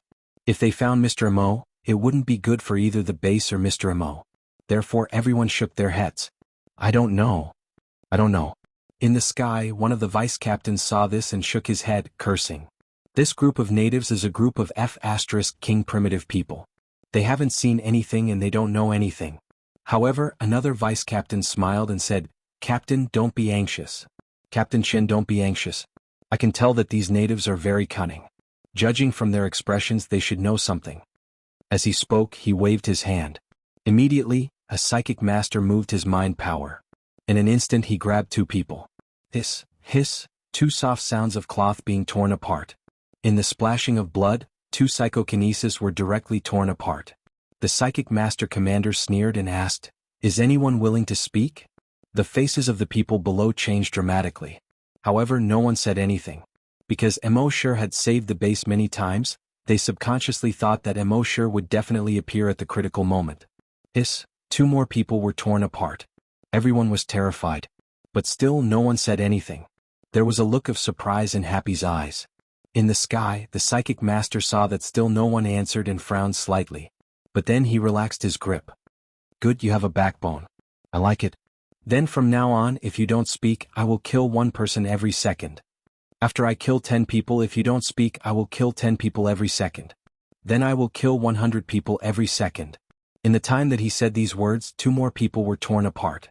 The entire C1 base was silent. Only the sound of cloth being torn could be heard continuously. 10 seconds later, 10 people's broken bodies were scattered on the ground. Then hiss, 10 sounds were heard at the same time. 10 people's bodies were directly torn apart. Hiss, another 10 people's bodies were all torn apart. When everyone saw this scene, they all retreated in horror. But it was useless to retreat. In the face of a psychic master, these hunters, corpse hunters and psychokinesis had no power to resist at all. They didn't even have a chance to escape. And those people in the sky, some of them had cold expressions. Some of them had bloodthirsty and excited expressions. Some of them had sarcastic expressions. A level 3 psychic master saw the deputy commander constantly tearing apart the natives below. He couldn't help but lick his lips. There was a gulping sound in his throat. Then he moved closer to the commander, laughed and said, "Commander, can I do it?" The commander of the psychic master looked at the level 3 psychic master and said with a smile, "Why, are you hungry?" The level 3 psychic master answered with a smile, "I haven't fought for a long time. My hands are a little itchy." The commander of the psychic master nodded. "Okay, you do it." The level 3 psychic master immediately said, "Thank you, commander, thank you." As he spoke, he moved his psychic power. Hiss, a sound louder than the previous one was heard. 100 people were torn apart in an instant, even more than the deputy commander. Flesh and blood splattered everywhere. The scene was too horrible to look at. The deputy commander shook his head. You don't talk about martial ethics. At least 10 of them are enough to kill 100 people and then 100 of them. If you do this, these natives will think that I don't keep my word. The level 3 psychic master laughed and said, I haven't fought for a long time. I didn't hold the fire for a while, hee. As he spoke, he moved his psychic power. Hiss. This time, more than 200 people were torn apart on the spot. Everyone in the base was terrified. The chief of the base had been torn apart just now. And this time, even Little Bean and many of the higher-ups of the hunting group were torn apart. When Happy saw this, his black pupils trembled violently. Chapter 223. The people in the sky were so cruel that everyone in the base was afraid and angry. Those who dared to stand up and resist were torn apart by them immediately. At first, Happy was terrified and a little angry. Her first reaction was to wait for Brother Mo to come back. But gradually, as those people killed more and more people, the anger in Happy's heart grew. And she also thought of one thing. She couldn't rely on Brother Mo for everything. There would always be times when Brother Mo wasn't at the base. In her anger, her gaze kept trembling. Hiss. Hundreds of sounds of people being torn apart rang out again. This time it was very close to her heart. It was right in front of Happy. She watched as a pregnant woman in front of her was torn apart. A baby who was still in swaddling clothes was torn apart. Blood splattered on her face and pieces of flesh splattered on her body. At this moment, everything around her seemed to be right in front of her eyes in her perception. She could clearly sense the fear on people's faces. She could clearly sense the fear in everyone's hearts. She could clearly sense the indifferent expressions on the faces of those people in the sky. She could clearly sense the hideous smile on the face of the level 3 psychic master. These people in the sky were not human at all. They were animals. They were demons. They were executioners who killed people like flies. Because of extreme anger, Happy's body was trembling. She watched as the familiar people around her were torn to pieces just like that. Xiaodo was torn to pieces. The leader of the corpse farm was torn to pieces. The leader of the base who took care of her was torn to pieces. Happy's eyes gradually turned black. There was no white in her eyes, but all of them turned black. Black like an abyss. Black like a black hole in the universe. In the sky, there was still a cruel and perverted smile on the face of the level 3 psychic master. He wanted to continue tearing these ant-like humans into pieces. At this moment, Happy seemed to have become a different person. Her entire body seemed to have an endless, mysterious and terrifying aura of death. She suddenly raised her head and stared at the level 3 psychic master with a pair of black hole-like eyes. She opened her mouth and for the first time in her life she said, "Die." In the next moment, a crack suddenly appeared on the surface of the level 3 psychic master's body. Then a second, third and fourth crack appeared. Soon the surface of his body was covered with cracks like porcelain.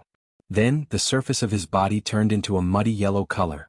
Being blown by the wind, his entire body actually turned into brownish yellow fragments, flying away like pieces of paper. Even his clothes, hoverboard and earrings were reduced to dust. When the people on the ground saw this, the fear and anger on their faces instantly disappeared. What replaced it was shock, astonishment and disbelief.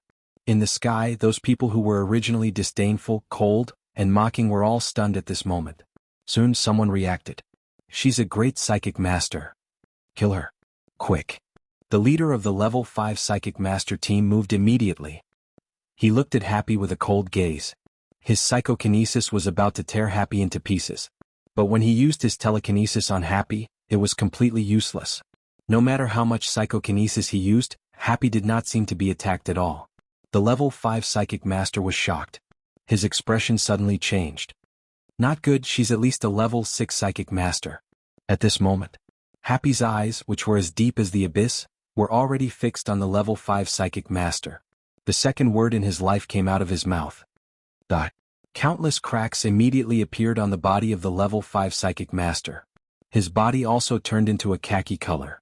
When the wind blew, his entire body turned into khaki fragments and scattered like paper. The rest of the mercenaries heard that this woman might actually be a level 6 psychic master, or even higher than level 6. Everyone's expression turned cold. But the leader of the level 7 Hunter Vice team showed a ruthless expression at this moment. A level 6 psychic master was very strong. But he couldn't do anything to a level 7 hunter. The psychokinesis of a level 6 psychic master couldn't tear open the body of a level 7 hunter. The psychokinesis of a level 6 psychic master couldn't resist the power of a level 7 hunter. Especially when the level 7 hunter used an energy weapon, the level 6 psychic master could only be killed. Thinking of this, a ferocious expression appeared on his face. Rip, he tore open the sleeve of his right arm. The mechanical arm inside was revealed. At the same time, the skin and flesh of his right shoulder condensed into cuticle, wrapping the entire mechanical arm. The entire mechanical arm quickly lit up with a fiery red light. The next moment, the fiery red light on his genetic weapon quickly turned into a reddish-white color. It seemed to be even hotter. Whoosh, a reddish-white energy ray was instantly shot out.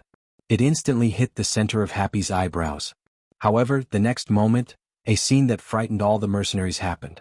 The energy ray of a level 7 hunter could cut open the body of any living creature.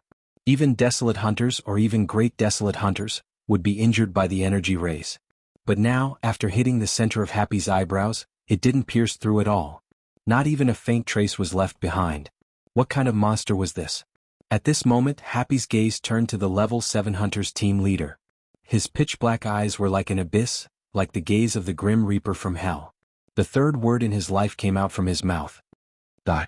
The level 7 hunter immediately became like the 2 psychokinesis from before. His body was quickly covered with cracks. His skin turned into a khaki color. When the wind blew, it turned into paper-like fragments and flew away. The clothes and equipment on his body also turned into fragments. In the sky, when everyone saw this scene, they were all horrified. On the ground, everyone who saw this scene was dumbfounded. They had always thought that Happy was just a mute girl, a normal person. But today, not only did she open her mouth to speak, she also displayed such a shocking ability. Other people's attacks were completely ineffective against her. And as long as she opened her mouth and said the word die, the other party would turn into ashes. Such a terrifying ability was too much of a contrast with her appearance. It was simply unbelievable. In the sky, those people no longer dared to attack Happy in their fear. Instead, they turned around and fled. Their flying skateboards were extremely fast. In the blink of an eye, the person who fled the fastest had already fled 5 kilometers away. Happy's pitch-black eyes stared at the person 5 kilometers away. A cold voice like that of the Grim Reaper came from Happy's mouth. Die. Countless cracks instantly appeared on the body of the person 5 kilometers away. He also turned into ashes. Chapter 224. The person 5 kilometers away quickly turned into ashes when Happy said the word die. Then Happy looked at the psychic grandmaster who had fled the furthest 3 kilometers away. Die. The psychic grandmaster was also turned into ashes. Then the 3 mercenaries 2 kilometers away were also turned into ashes. In a short 30 seconds, 15 people were turned into ashes. The faster he ran, the faster he would die. This caused the remaining mercenaries to be greatly shaken. They were scared out of their wits. They didn't dare to move at all. Meanwhile, everyone on the ground was completely stunned at this moment. Even if Happy was dealing with the people in the sky, whoever he ordered to die would die. He ignored the opponent's level and ability. Such a terrifying ability was like the god of death in their eyes. In addition, her eyes, which had no white in them and were as black as a black hole, made everyone who looked at her feel extreme fear. Her eyes were too terrifying. As long as they looked at each other, they would feel that they would never forget those eyes in their lives. It was as if those eyes had grown in their hearts. No matter where they went in the future, those eyes would stare at them. Until the end of their lives. That was the real gaze of death. At that moment, Happy didn't continue to speak. His eyes, which were like black holes, stared at the 2,000 people in the sky. Those 2,000 people didn't dare to move at all. Even if their skin was itchy, they didn't dare to scratch it. Even if they blinked, their hearts would tremble in fear. They were afraid that if their movements were too big, they would attract the attention of the terrifying woman below. Then the word die came out of his mouth. They would be turned into ashes. Under such high pressure, cold sweat dripped down their foreheads. They felt that the string in their bodies was about to break. It was under such high pressure that someone suddenly remembered a legend in the flaming continent. He couldn't help but widen his eyes in fear and stutter. This is the legendary God's oracle. Hearing his words, the other 2 also remembered the legend. That was just a legend that they would occasionally see in some magazines or in some supernatural novels. Legend had it that in ancient times, there was a person who had 2 terrifying abilities. The first ability was absolute defense. In other words, he could ignore all attacks. Telekinesis, energy and physical attacks. any attack that landed on his body would not cause him any harm. Even if the strongest attack in the universe landed on his body, it would not cause him any harm. Second ability, absolute destruction. If he wanted to destroy someone or anything, he only had to say the word, die, and that thing would be destroyed. No matter how sturdy something was, it wouldn't be able to withstand a single death from him. These two abilities were completely above any law of the universe. Even a god was nothing more than an ant in front of a heaven's oracle. The words spoken by the heaven's oracle were like the will of the heavens. That was why he was called the Oracle of Heaven. There was an old saying on the Flaming Dawn continent, if the heavens want you dead, you have to die. Being a heaven's oracle was a mistake made by the Creator. Some people joked that when the Creator was at work, he took a nap and the oracle was born. Of course, everyone knew that this was just a myth. Just like Nuwa on Earth created humans and Quafu chased after the sun. However, what they saw today was exactly the same as the legendary Heaven's Oracle. She ignored telekinesis attacks, ignored energy attacks, and had absolute defense. If she wanted someone to die, she only had to say the word, die, and that person would die. An unreasonable attack. An unreasonable defense. It was completely above any law of the universe. Of course, the Oracle of Heaven in their myths could destroy an entire galaxy with a single word. The woman in front of them was clearly far inferior to the terrifying Oracle of Heaven in the myths. But no matter how far inferior she was still an oracle. And who knew if she had used her full strength? In fear, these people floated in the sky motionlessly. They didn't dare to run far, nor did they dare to land. They just floated quietly. At this moment, Happy didn't speak anymore. At the same time, Mo had just left Antarctica. He was burning with anxiety. He had already ordered the clone and wuxia to rush to base C1. However, the clone's strength was clearly far from enough to stop the 2,500 mercenaries. He had to rush back as soon as possible. The sooner the better. With this mentality, he displayed the small success dragon shadow step to the extreme. One step, 10 kilometers. Another step, still 10 kilometers. And it was no longer one step per second. Instead, it was continuous. He could run several steps per second. In other words, he could reach dozens of kilometers per second. But even so, he still felt that it was too slow. At this speed, it would be too late if he rushed back. While his heart was burning with anxiety, he did his best to execute the dragon shadow step. At a certain moment, he took a step forward. His figure instantly disappeared. There was actually a 1,000-meter-tall dragon shadow left on the spot. In the next moment, his figure instantly appeared 100 kilometers away. One step, 100 kilometers. Dragon Shadow Step, Great Mastery. The small mastery of the Dragon Shadow Step looked like teleportation, but it was actually running. One step, 10 kilometers, and it was running. And the great mastery of the Dragon Shadow Step was teleportation in the true sense. Mo didn't know the principle behind it. But after Xiaolong's Dragon Shadow Step reached the extreme, it seemed to naturally be able to teleport. It was like a lot of drivers. They didn't know the principle of a car, but they knew how to drive. Great mastery of the Dragon Shadow Step, one step, 100 kilometers. A distance of more than 10,000 kilometers was only 100 steps. At a certain moment in the quiet C1 base, a figure suddenly appeared without warning. It was Mo. Everyone in the base saw Mo appear. One by one they heaved a sigh of relief. Their hearts became more at ease. As long as Mo was around, there was no problem that he couldn't solve. When the people in the sky saw Mo appear, they were all shocked. Even in the Flaming Land, no one could teleport like this. What was the background of this person? But Mo didn't have time to care about anyone at this moment. Dragons will instantly swept across the base. He quickly found Happy's position. But when he saw Happy, he frowned. At that moment, Happy no longer had the infectious smile on his face that had always been on his face. Instead, his face was cold. There was no white in his eyes. Those pitch-black eyes were like two black holes. Even Mo felt a chill in his heart when he saw it. He teleported again and arrived beside Happy. Happy! Mo called out nervously. Chapter 225. Happy! Mo called out nervously. However, Happy did not respond. Happy!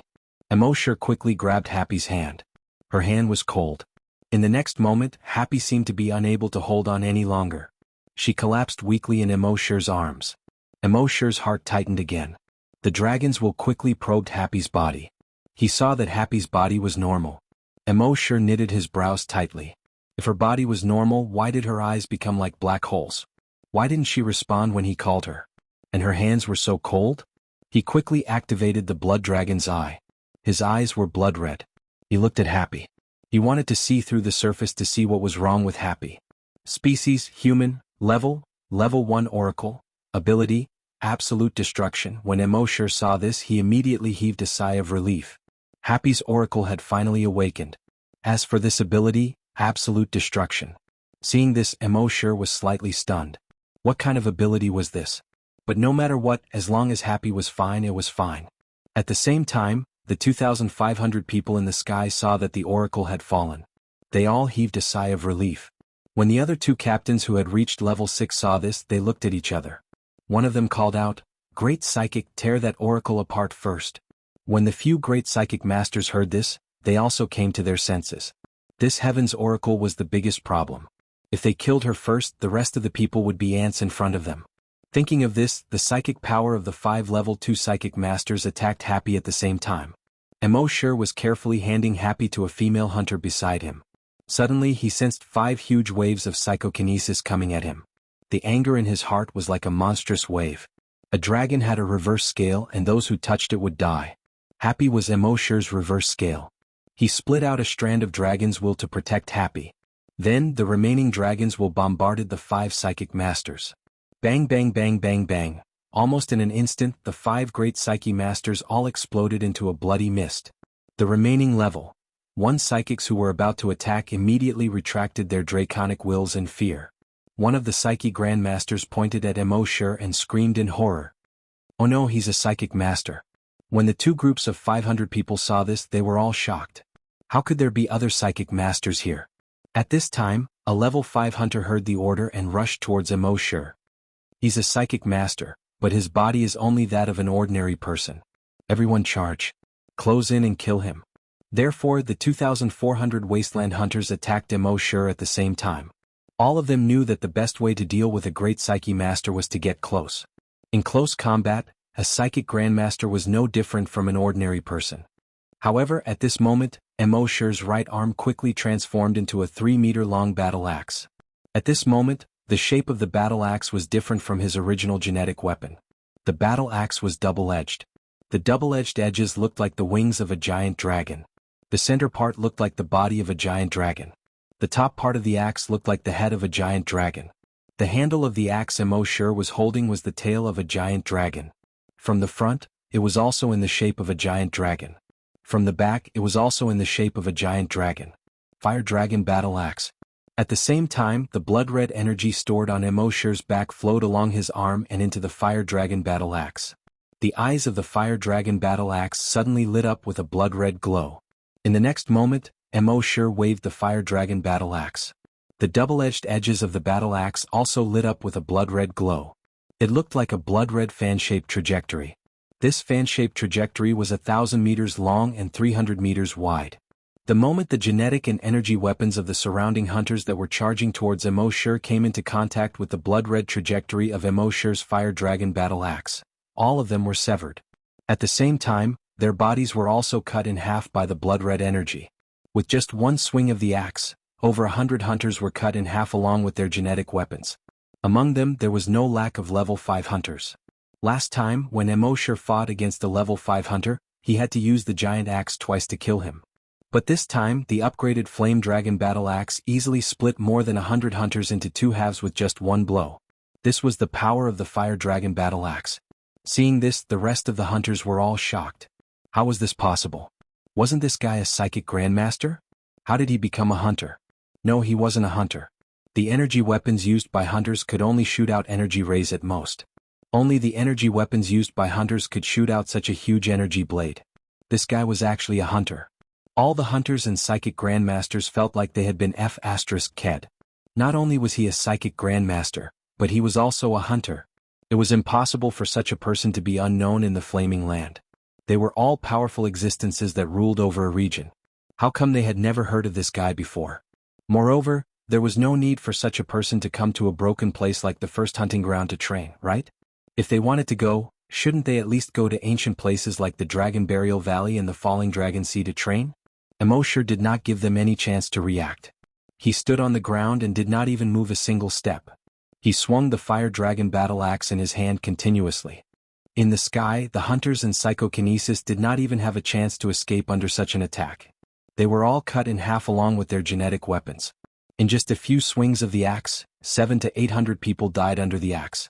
When the remaining 1,000 or so people saw that this person was actually a hunter, they were all scared out of their wits and turned to escape. However, could they escape? Immortal's dragon will swept across and everyone fell from the sky directly to the ground. Moreover, they smashed heavily on the ground. The ground was smashed to the point that cracks appeared continuously. Some people's heads even fell directly to the ground. At this point, all the mercenaries had completely lost the thought of resisting. They were facing a psychic grandmaster and a hunter at that. Even if they resisted, only death awaited them. Lord Hunter, we were wrong. Please spare our lives. Lord Desolate Hunter, we have offended Lord Heaven's messenger and you. We only ask that you be magnanimous and let us go like farts. They were filled with regret. If they had known this would happen, they would not have dared to come to the first hunting ground no matter how much money they were offered. Some of them were originally resting. However, when they heard that the reward for this mission was much higher than before, they immediately ended their vacation and rushed over. Now, it seemed that their decision was very stupid. If they had known this would happen, they would not have dared to come to the first hunting ground.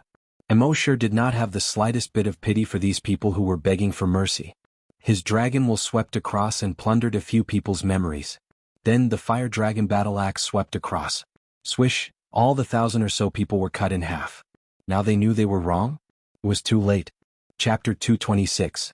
Of the 2,500 people, only a dozen or so had been killed by him. The rest had all been killed by Immortal. As a level 10 great hunter, he was able to kill 2,500 psychic masters and hunters. This was simply unimaginable on the flaming continent. Of course, Immortal had the bonus of dragon will. But on the flaming continent, even if he cultivated both psychic power and hunters, he could at most kill 1 or 2 psychic masters and hunters. Immortal had killed nearly 2,500 people who were of a higher realm than him, and there was no lack of level 5 hunters among them. And all of this was thanks to the flame dragon battle axe. On the flaming continent, only hunters and above could release such a large amount of energy attacks. But now, Immortal had the flame dragon battle axe. As a level 10 great hunter, he could release such a large amount of energy attacks. This was too much of an exaggeration. Of course, the flame dragon battle axe was powerful, but it also consumed a lot of energy. After swinging it a few times, Immortal could clearly feel that more than half of the energy on his back had been used up. If he swung it a few more times, the energy would probably be completely used up. At this time, Immortal put away the flame dragon battle axe. He took Happy from the woman beside him. Before he left, he said to the hunter division leader, Guojiutao, take off their equipment, study it, and choose 2,500 people to equip them. At this time in the base chief was already dead. The staff officer was also dead. The only person in charge now was Guojiutao. When Guojiutao heard Immortal's words, he quickly nodded. Don't worry, Mr. Immo. We'll do as you say. In the entire base, only a few people dared to be like Guojiutao and call Immortal you instead of you. It wasn't that Guojiutao didn't respect Immortal. He had known Immortal for a long time. He just felt that he used to call Immortal you. If he called him you now, it would create a sense of distance. At the same time, he asked again. Oh, Mr. Immo, how is Happy? Do you want me to get a few doctors to take a look? No need. Immortal said faintly. Then, with Happy in his arms, he took a step forward and teleported to the corpse farm. This time he did not leave behind the phantom of the giant dragon. After the dragon shadow step reached the large success stage, Immortal could leave behind a giant dragon's shadow or not according to his wishes. Not leaving behind the image of the giant dragon would make it easier to hide their tracks. As for leaving behind the phantom dragon, it had other uses. The people in the base only regained their senses after Immortal left. Immortal had once again saved the base and resolved its crisis. This time the enemy was very strong, ridiculously strong. In their eyes he was like a god. In the end, in front of Immortal, he was still killed instantly. What was the upper limit of Immortal's abilities? However, they were already used to Immortal's strength. What shocked them even more was Happy. She was a girl who couldn't even speak normally and could only stay in the corpse farm to do some work that was looked down upon by others. She was actually a terrifying existence who would kill anyone she wanted to kill. This completely overturned their understanding of her. Although they didn't dare to say it out loud before, some people were dissatisfied with Happy in their hearts. Mr. Immo was so strong, but his woman was just an ordinary person and a mute girl. Wasn't Mr. Mo afraid that Happy would drag him down? In particular, some women were even more jealous of Happy. Why would Mr. Mo like a useless mute girl like her? But now, other than shock, people were also in awe of Happy. In the face of an unreasonable existence, you had to die when she wanted you to. How could they not be in awe? At the same time, they also admired Mo Shi's judgment. They finally knew why Mo Shi had been so loyal to Happy, an ordinary person, all these years. Mr. Mo was still the best. His judgment was so sharp. At that moment, Mo Shi returned to the corpse farm with Happy in his arms. Mo Shi carefully placed Happy on her bed. He covered her with a blanket. He pulled a chair for himself and sat by the bed, guarding Happy. At the same time, he flipped through the memories that he had just plundered. Soon he saw the scene of Happy using the death ability. Mo Shi couldn't help but be shocked. Was the ability of the Oracle so heaven-defying? Whoever she wanted to kill would have to die. It ignored all defenses and levels. When the Oracle's ability was activated, even if the person standing in front of her was the strongest existence in the flaming origin continent, Happy only needed to say the word death to turn him into ashes. Moreover, when the Oracle's ability was activated, she was in an absolute defense state. Any attack that landed on her body would have no effect at all. This was too much of a bug. Since the apocalypse, everything that had happened could be explained by science. However, the Oracle's ability was beyond Mo Shi's understanding. However, he also knew that this was not a fantasy. It was because he couldn't understand it with his current knowledge. It was just like how the ancients couldn't understand modern mobile phone calls and video calls. In the eyes of the ancients, this was completely the work of the gods. At the same time, Mo Shi also learned about the legend of the Oracle from the memories of one of the hunters. Legend had it that the Oracle of Heaven could destroy a star field with a single word. This ability was simply too terrifying. No wonder it was called the product of the Creator's mistake. At the same time, Mo Shi finally understood why Happy didn't know how to speak. With such a bug-like ability, would he dare to let her speak casually? Half an hour later. On the teleportation platform of the first hunting island in the flaming origin continent. As a blue and white light appeared, a figure slowly condensed. This person was none other than the handsome young man, Xianxia. He looked up and saw that this was the teleportation platform of the first hunting island. He immediately heaved a sigh of relief. The first hunting ground was too scary. A wild beast was too scary. The 2,500 mercenaries he brought were all annihilated except for himself. As for the other 2,500 mercenaries, needless to say, they were definitely wiped out as well. They even lost a cheetah mech. He was lucky to be able to keep his life. At the same time, he secretly swore that when he became a desolate hunter in the future, he would definitely go back and take revenge. Dismember that desolate beast and that fellow into 1,000 pieces. However, the most important thing now was that Bertha had been killed by him. Without this level 6 psychic, he, as a level 8 desolate hunter, could easily kill her father and avenge his parents. At the same time, he would take back control of the first hunting island. As long as he took control of the first hunting island, wouldn't he be able to control all the creatures in the first hunting ground? By then, it would be even easier to kill that wild beast and that guy. However, he never dreamed that Mo Shi had already left something in his body. Chapter 227. When Xianxia thought that he would soon be able to avenge his parents, the fear and joy of escaping from death completely disappeared. Instead, it was replaced by anger and hatred. He was like a lion going for revenge. His eyes began to turn bloodshot. He strode toward the office of the hunting ground owner, Belki. Along the way there were many guards on the island. But they knew that Xianxia was the son-in-law of the hunting ground owner. They were all trying to curry favor with him. How could they stop him? When Xianxia arrived at the hunting ground owner's office, the hunting ground owner was not there. He asked the guard next to him and was told that the hunting ground owner had something to do and would be back soon. Xianxia took a deep breath, took the red wine bottle on the table and poured himself a full glass. Then he gulped it down. It was not like drinking red wine at all. It was more like drinking cold water. He poured another large glass of red wine and drank it all in one gulp. Then he lay down on the sofa and played with the empty glass with the mechanical hand on his right. He seemed to be very relaxed. In fact, his eyes were fixed on the door. After a while, two figures came in quickly. They were the hunting ground owner and his wife, Belki and his wife. When the couple saw Xianxia lying on the sofa, they quickly stepped forward and asked, "Xianxia, did you find them? Where's Bertha?" Xianxia suddenly sat up with a sinister smile on his face. What? The hunting ground owner's wife looked pale. Her legs were weak and her body was trembling. Belky frowned and stared at Xiaoqi. What happened? Xiaoqi sneered, your good son and good daughter are dead. Then he raised his head proudly and said, I killed them. Belky and his wife heard this and felt like they were struck by lightning. The woman's legs were weak and she collapsed to the ground. Belky took 2 steps back, opened his eyes wide and kept shaking his head. No, no. They can't be dead. Xiaoqi saw this and couldn't help laughing out loud. Ha! The pleasure of revenge in his heart made him crazy. Belky made him lose his family. He had long wanted him to taste the pain of losing his family.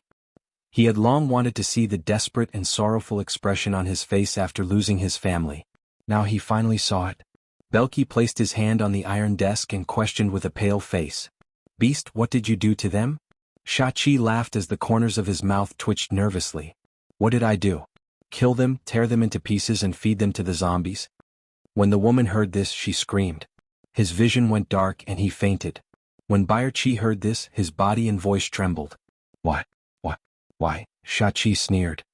Because I am the son of the owner of the first hunting ground 20 years ago.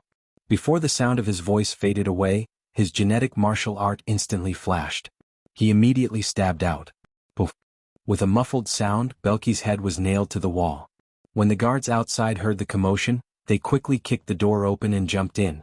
However, when they saw that the hunting ground master was nailed to the wall by his son-in-law using a genetic weapon, their expressions changed drastically. Now that the hunting ground master was dead, there was no need for them to work for him anymore. Moreover, they were only level 1 or 2 hunters.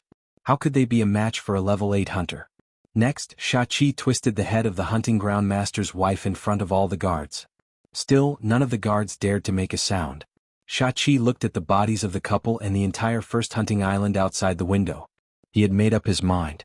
Next, he would reorganize the forces on the first hunting island. There were more than 50,000 people on the first hunting island. After reorganizing these forces, he would add to the Sandstorm Hunter group. The Sandstorm Hunter group's strength would be greatly improved. Then he would go to other hunting grounds to improve his strength. When he became a hunter, he would go to the first hunting ground again. Kill that wild beast, destroy that guy. Thinking of this, Xiaoqi could not help but feel proud. He laughed wildly. Ha! However, his voice came to an abrupt stop here. This was because an invisible shockwave had already spread out from his body. Almost instantly, it spread out to a radius of 100 kilometers. If one looked down from the sky, they would see a big blood-red circle spreading rapidly with the hunting ground master's office as the center. The Zero virus had broken out. Within a radius of 100 kilometers, all living things were infected with the Zero virus at this moment. Whether it was animals, plants, or microbes. A very regular circle appeared in the center of the first hunting island, which was originally full of greenery. The whole circle was filled with blood-red color.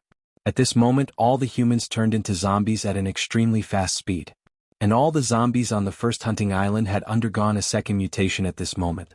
They mutated into monsters that did not look like humans. Some grew 6 legs. Some grew 2 heads. Some had a bloody hole in their stomachs and another head grew out of the bloody hole. It looked extremely horrifying and disgusting. And within a radius of 100 kilometers, the infected creatures would continue to spread out. They would bring the virus out of the infected area. And the scariest thing about the Zero virus was that it could be spread through the air. So, in just 2 days, the entire first hunting island had been completely infected. Fortunately, the surroundings of each hunting island were completely isolated by the sea. And there was also an air isolation system that covered the entire island. Basically, every hunting island had the same air isolation system. It was to prevent the virus in the hunting grounds from spreading to the flaming origin continent. At this point, the entire first hunting island had become a completely uninhabited area. The first hunting island was originally an inconspicuous place, and very few people came here. Now it was all infected. So, at least in the short term, no one would disturb Earth.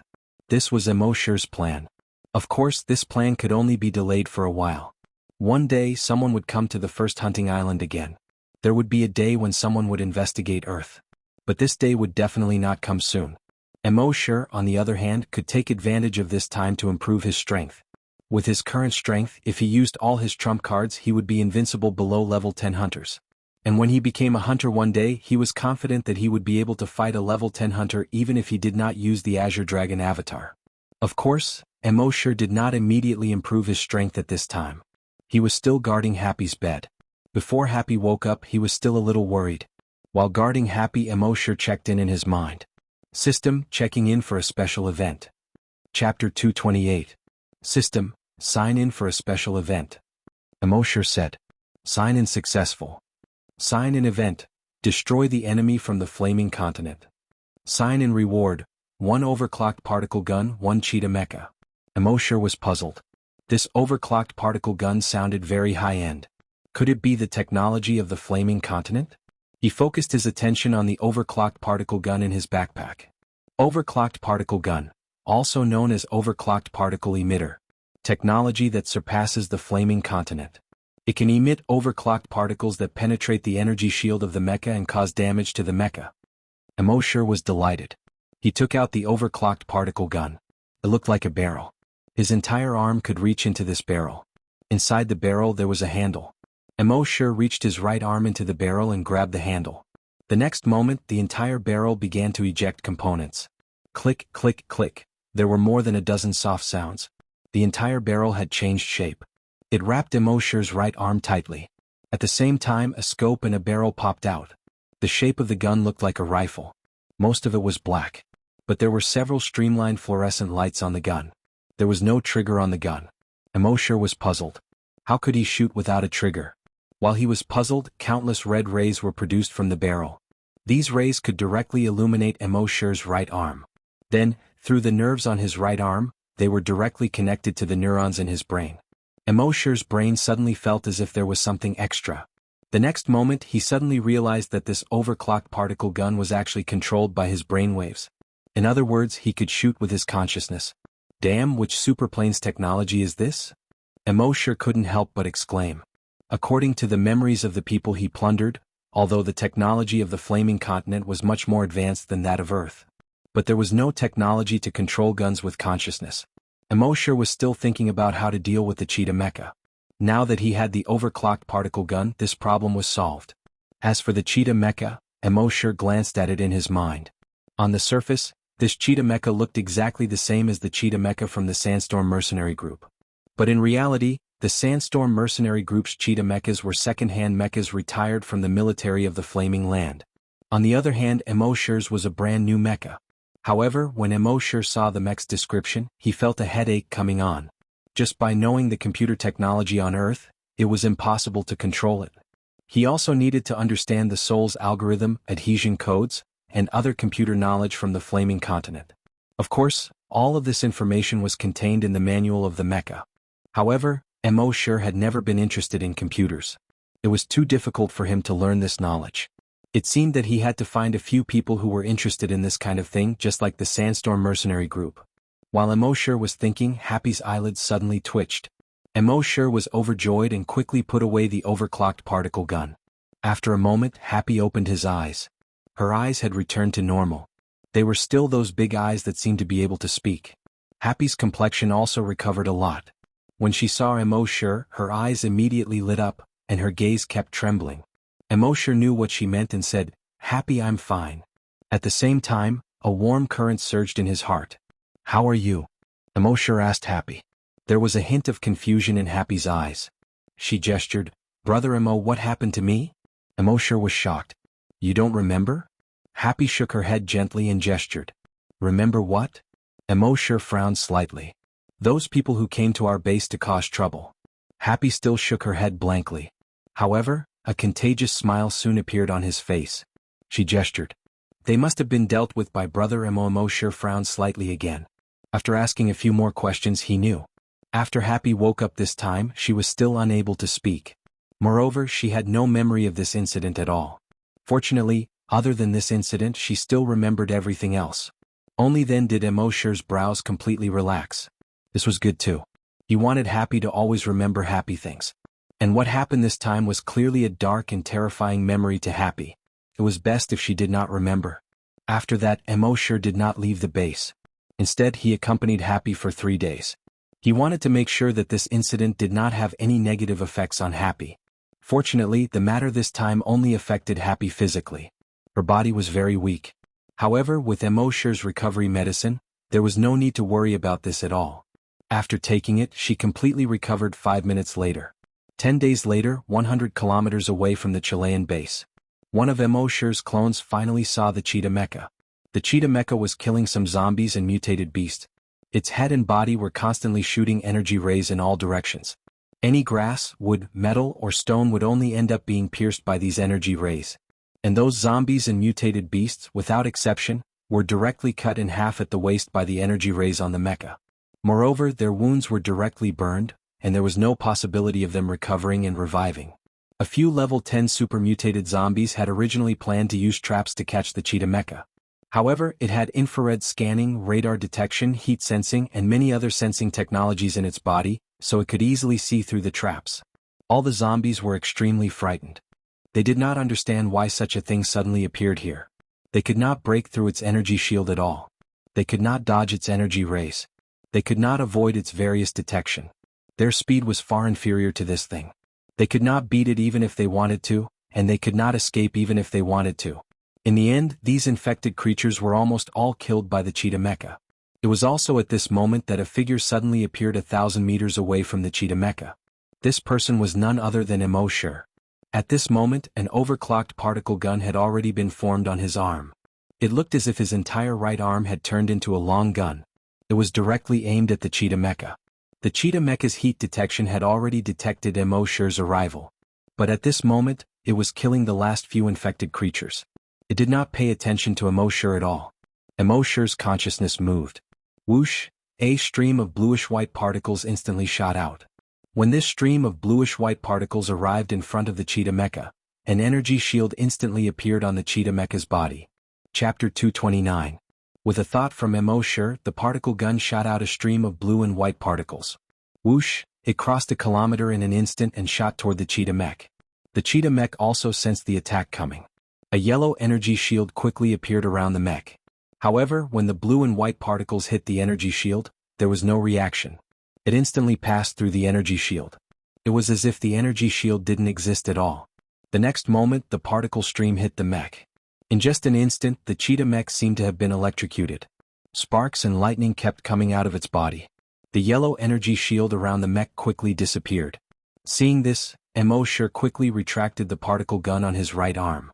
The next moment, the genetic weapon on his right arm formed. He instantly flew 100 meters into the air. The giant axe came down with a bang. Boom! A crack that was 100 meters long and 5 meters wide instantly appeared on the ground. In the center of the crack, the cheetah mech had already been cut into hundreds and thousands of pieces. Sparks kept coming out. This was the characteristic of the mechs of the Flaming Land. The reason why the mechs were so strong was because of the energy shield. With the energy shield, it could block any attack. And once the energy shield was broken, basically any hunter could destroy it with an energy beam from an energy weapon. However, this energy shield alone was enough to stop all the hunters. This was because with the current technology of the Flaming Dawn continent, there was no other way to break this energy barrier apart from a desolate hunter using brute force. And now, Immortal's particle gun was technology that surpassed the technology of the Flaming Land, so it could easily break the energy shield. At this moment, Immortal scanned with his dragon mind and found a fingernail-sized chip in the pile of debris. According to the memory he obtained, even if the mech was destroyed, the mech owner could still locate the chip. Immortal landed and picked up the chip. He gently rubbed his right index finger and finger. The chip suddenly broke into pieces. The cheetah mech was finally dealt with. Next were the spider drones. Each spider drone had a chip in it. So, he had to destroy all the spider drones and then destroy the chips in them. But the world was so big, who knew where those spider drones were flying to now? Moreover, there were quite a number of spider drones. Even with Immortal's abilities, who knew how long it would take for him to destroy all of them? Moreover, these spider drones also had energy shields. Even if others encountered it, they would not be able to destroy it. Only Immortal could do it himself. He pondered for a moment and decided not to dwell on it any longer. The voice in his mind said, "System, check in for a special event." The system's voice quickly sounded frowny face sign in successful.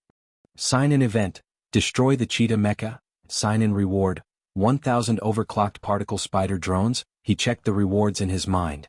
Overclocked particle spider drone. Upgraded version of the spider drone. It can emit a stream of overclocked particles to destroy the energy shields of other spider drones. It was true that whatever he lacked would come. He was just worrying about how to get rid of those spider drones when he received this reward. Then, the next step would be to find a few people who knew computers to operate these overclocked particle spider drones in the cheetah mecha. After returning to the base, Mo called Guiju Tao over. He said, "I have a great use for selecting computer geniuses in the base." Guiju Tao was now the newly elected chief of the base. Mo had saved the people of the base so many times, so he naturally would not disobey Mo's words in the slightest. He immediately issued an order to search for computer geniuses in the base. Of course, there were only more than 100,000 people in the base. Moreover, most of these people were now engaged in manual labor. It was undoubtedly difficult to find one or two computer geniuses among them. Mo also ordered the level 10 psychokinesis in all the bases in the world to search for computer geniuses in their respective bases. These level 10 psychokinesis now had a certain amount of weight in their respective bases. After all, they were the strongest group of people in the base. In just 3 days, more than a dozen bases had selected people who were talented in computer science. After Mo read the information of these people, he frowned slightly. Many of these people were not young anymore. There was even a person in his 70s who was about to die. For the remaining young people, Mo made dozens of copies of the books that the system had given him when he rewarded the mecha. He let them study by themselves. As geniuses, their ability to self-study should be very strong. As for Mo himself, he took advantage of this time to continue controlling the sea dragon clone to devour at the bottom of the sea.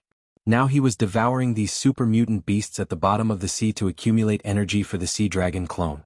When he broke through, the sea dragon clone would be able to break through immediately. Secondly, he was looking for an opportunity to break through.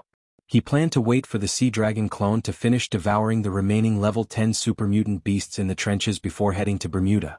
More than a month later, Mo learned about the self-study of those geniuses. The results disappointed him. All the geniuses looked at these books as if they were reading heavenly books. Even some of the geniuses who claimed to be able to easily grasp the knowledge in any computer book they read. They were also at a loss in front of the books Mo gave them. Some of the computer knowledge in the books was simply beyond their understanding. Some of the knowledge even completely subverted what they had learned. It was the complete opposite of what they had learned. How could they study by themselves? Mo could only smile bitterly in his heart. Was it really impossible to find a computer genius among the millions of people left in the world? It was also at this time that in several bases around the world, people had been killed by the spider drones. Those spider drones were like hunters, constantly hunting down the people in these bases. People used almost all kinds of methods to deal with them. However, whether it was physical attacks or firearms attacks, they had no effect on these spider drones. Their bodies could produce a kind of earthy yellow energy shield. Even rockets could not penetrate this energy shield. Their bodies were only the size of a fist. It was difficult to find them if they were hidden. Therefore, for a time, these spider drones became a nightmare for those bases. 2 days later, in the evening, Mo controlled the sea dragon clone to devour a level 10 super mutant beast in a trench. While he was resting, a great hunter cautiously approached the corpse farm. After finding Mo he said respectfully, "Mr. Mo, 2 monks are looking for you." Chapter 230. While Mo was resting, someone came to report that 2 monks wanted to see him. In the apocalypse there weren't many monks. Mo had only seen 2 monks since he came to this world. He was slightly puzzled. Why were these 2 monks looking for him? "Invite them in," Mo said. More than 10 minutes later, the 2 monks, one old and one young, entered the corpse farm. The old monk was in his 60s or 70s, while the young monk was in his 20s. When the old monk saw Mo he put his palms together and chanted the name of Buddha. "Amit Ba. How have you been, benefactor Mo?" The young monk also bowed. "Amit Ba." He added in his heart, "Good job." Mo looked at the 2 monks, one old and one young. Both of their clothes were torn in many places. Other than their faces, there was almost no clean place on their bodies. It was obvious that they were travelers. Mo asked in astonishment, "You 2 walked over from base C2? The young monk looked at his master with some resentment and said, "We sneaked out of base C2. Naturally, no one sent us a helicopter." Mo looked at the 2 of them again. Both of them were ordinary people, but they actually left base C2. They walked more than 1,000 kilometers in the wilderness and came to base C1. Although Mo clone had basically cleaned up most of the infected creatures in wuxia. But this old and young man, as ordinary people, actually walked more than 1,000 kilometers to base C2. This was really shocking. Especially considering that this old monk was already in his 60s or 70s, it was even more surprising. Mo asked, "You 2 came to see me because..." Because the old monk had walked too much, his body looked very weak. The young monk spoke on his behalf. The young monk scratched his bald head and said, "Benefactor Mo, aren't you looking for a computer genius? My master thought that I played all kinds of game consoles very well, so he insisted on recommending me.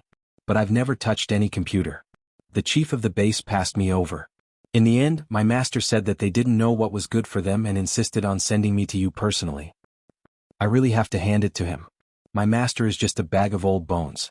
How can he be so spirited? Besides, being good at gaming and being a computer genius aren't even close." The old monk coughed twice and glared at the little monk. Then he took the water from Happy and drank a mouthful. "That's the general idea." Then he cast a glance at Happy before he spoke to Imo. "Big brother Imo, is this sister-in-law? So beautiful. If I can marry such a beautiful wife one day." The old monk looked at the little monk helplessly and said, "Don't worry." Profound reflection. The little monk stuck out his tongue and giggled. "Amitba, color is emptiness." As he spoke, he hurriedly took the cup of water and drained it in one gulp. Then he handed the cup to Happy. "Sister-in-law, please give me another cup," the old monk said apologetically.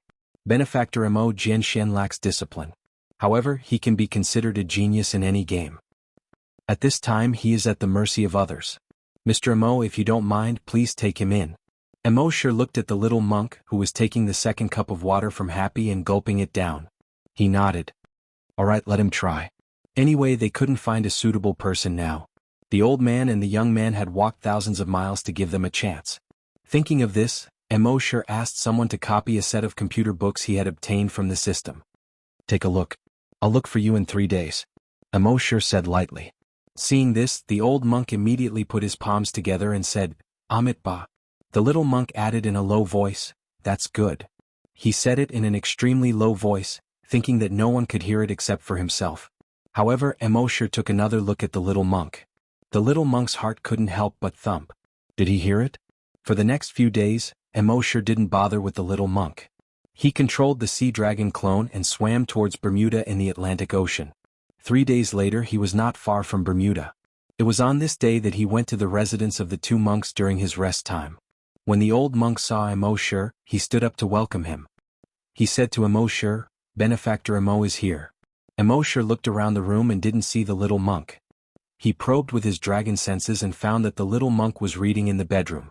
The old monk called the little monk out. When the little monk saw Imo, his eyes lit up and he said, "Brother Imo, can you find me a computer? I've been reading these books for the past 2 days without being able to practice. My hands have been itching for a long time. I wanted to look for you, but my master kept stopping me and insisted that I finish reading the 3 books. The old monk explained with a smile, "You haven't even built a good foundation, yet you want to practice. You're like a tree without roots that can't last long." Seeing this, Imo's heart skipped a beat. Could it be that this little monk was really a genius in this area?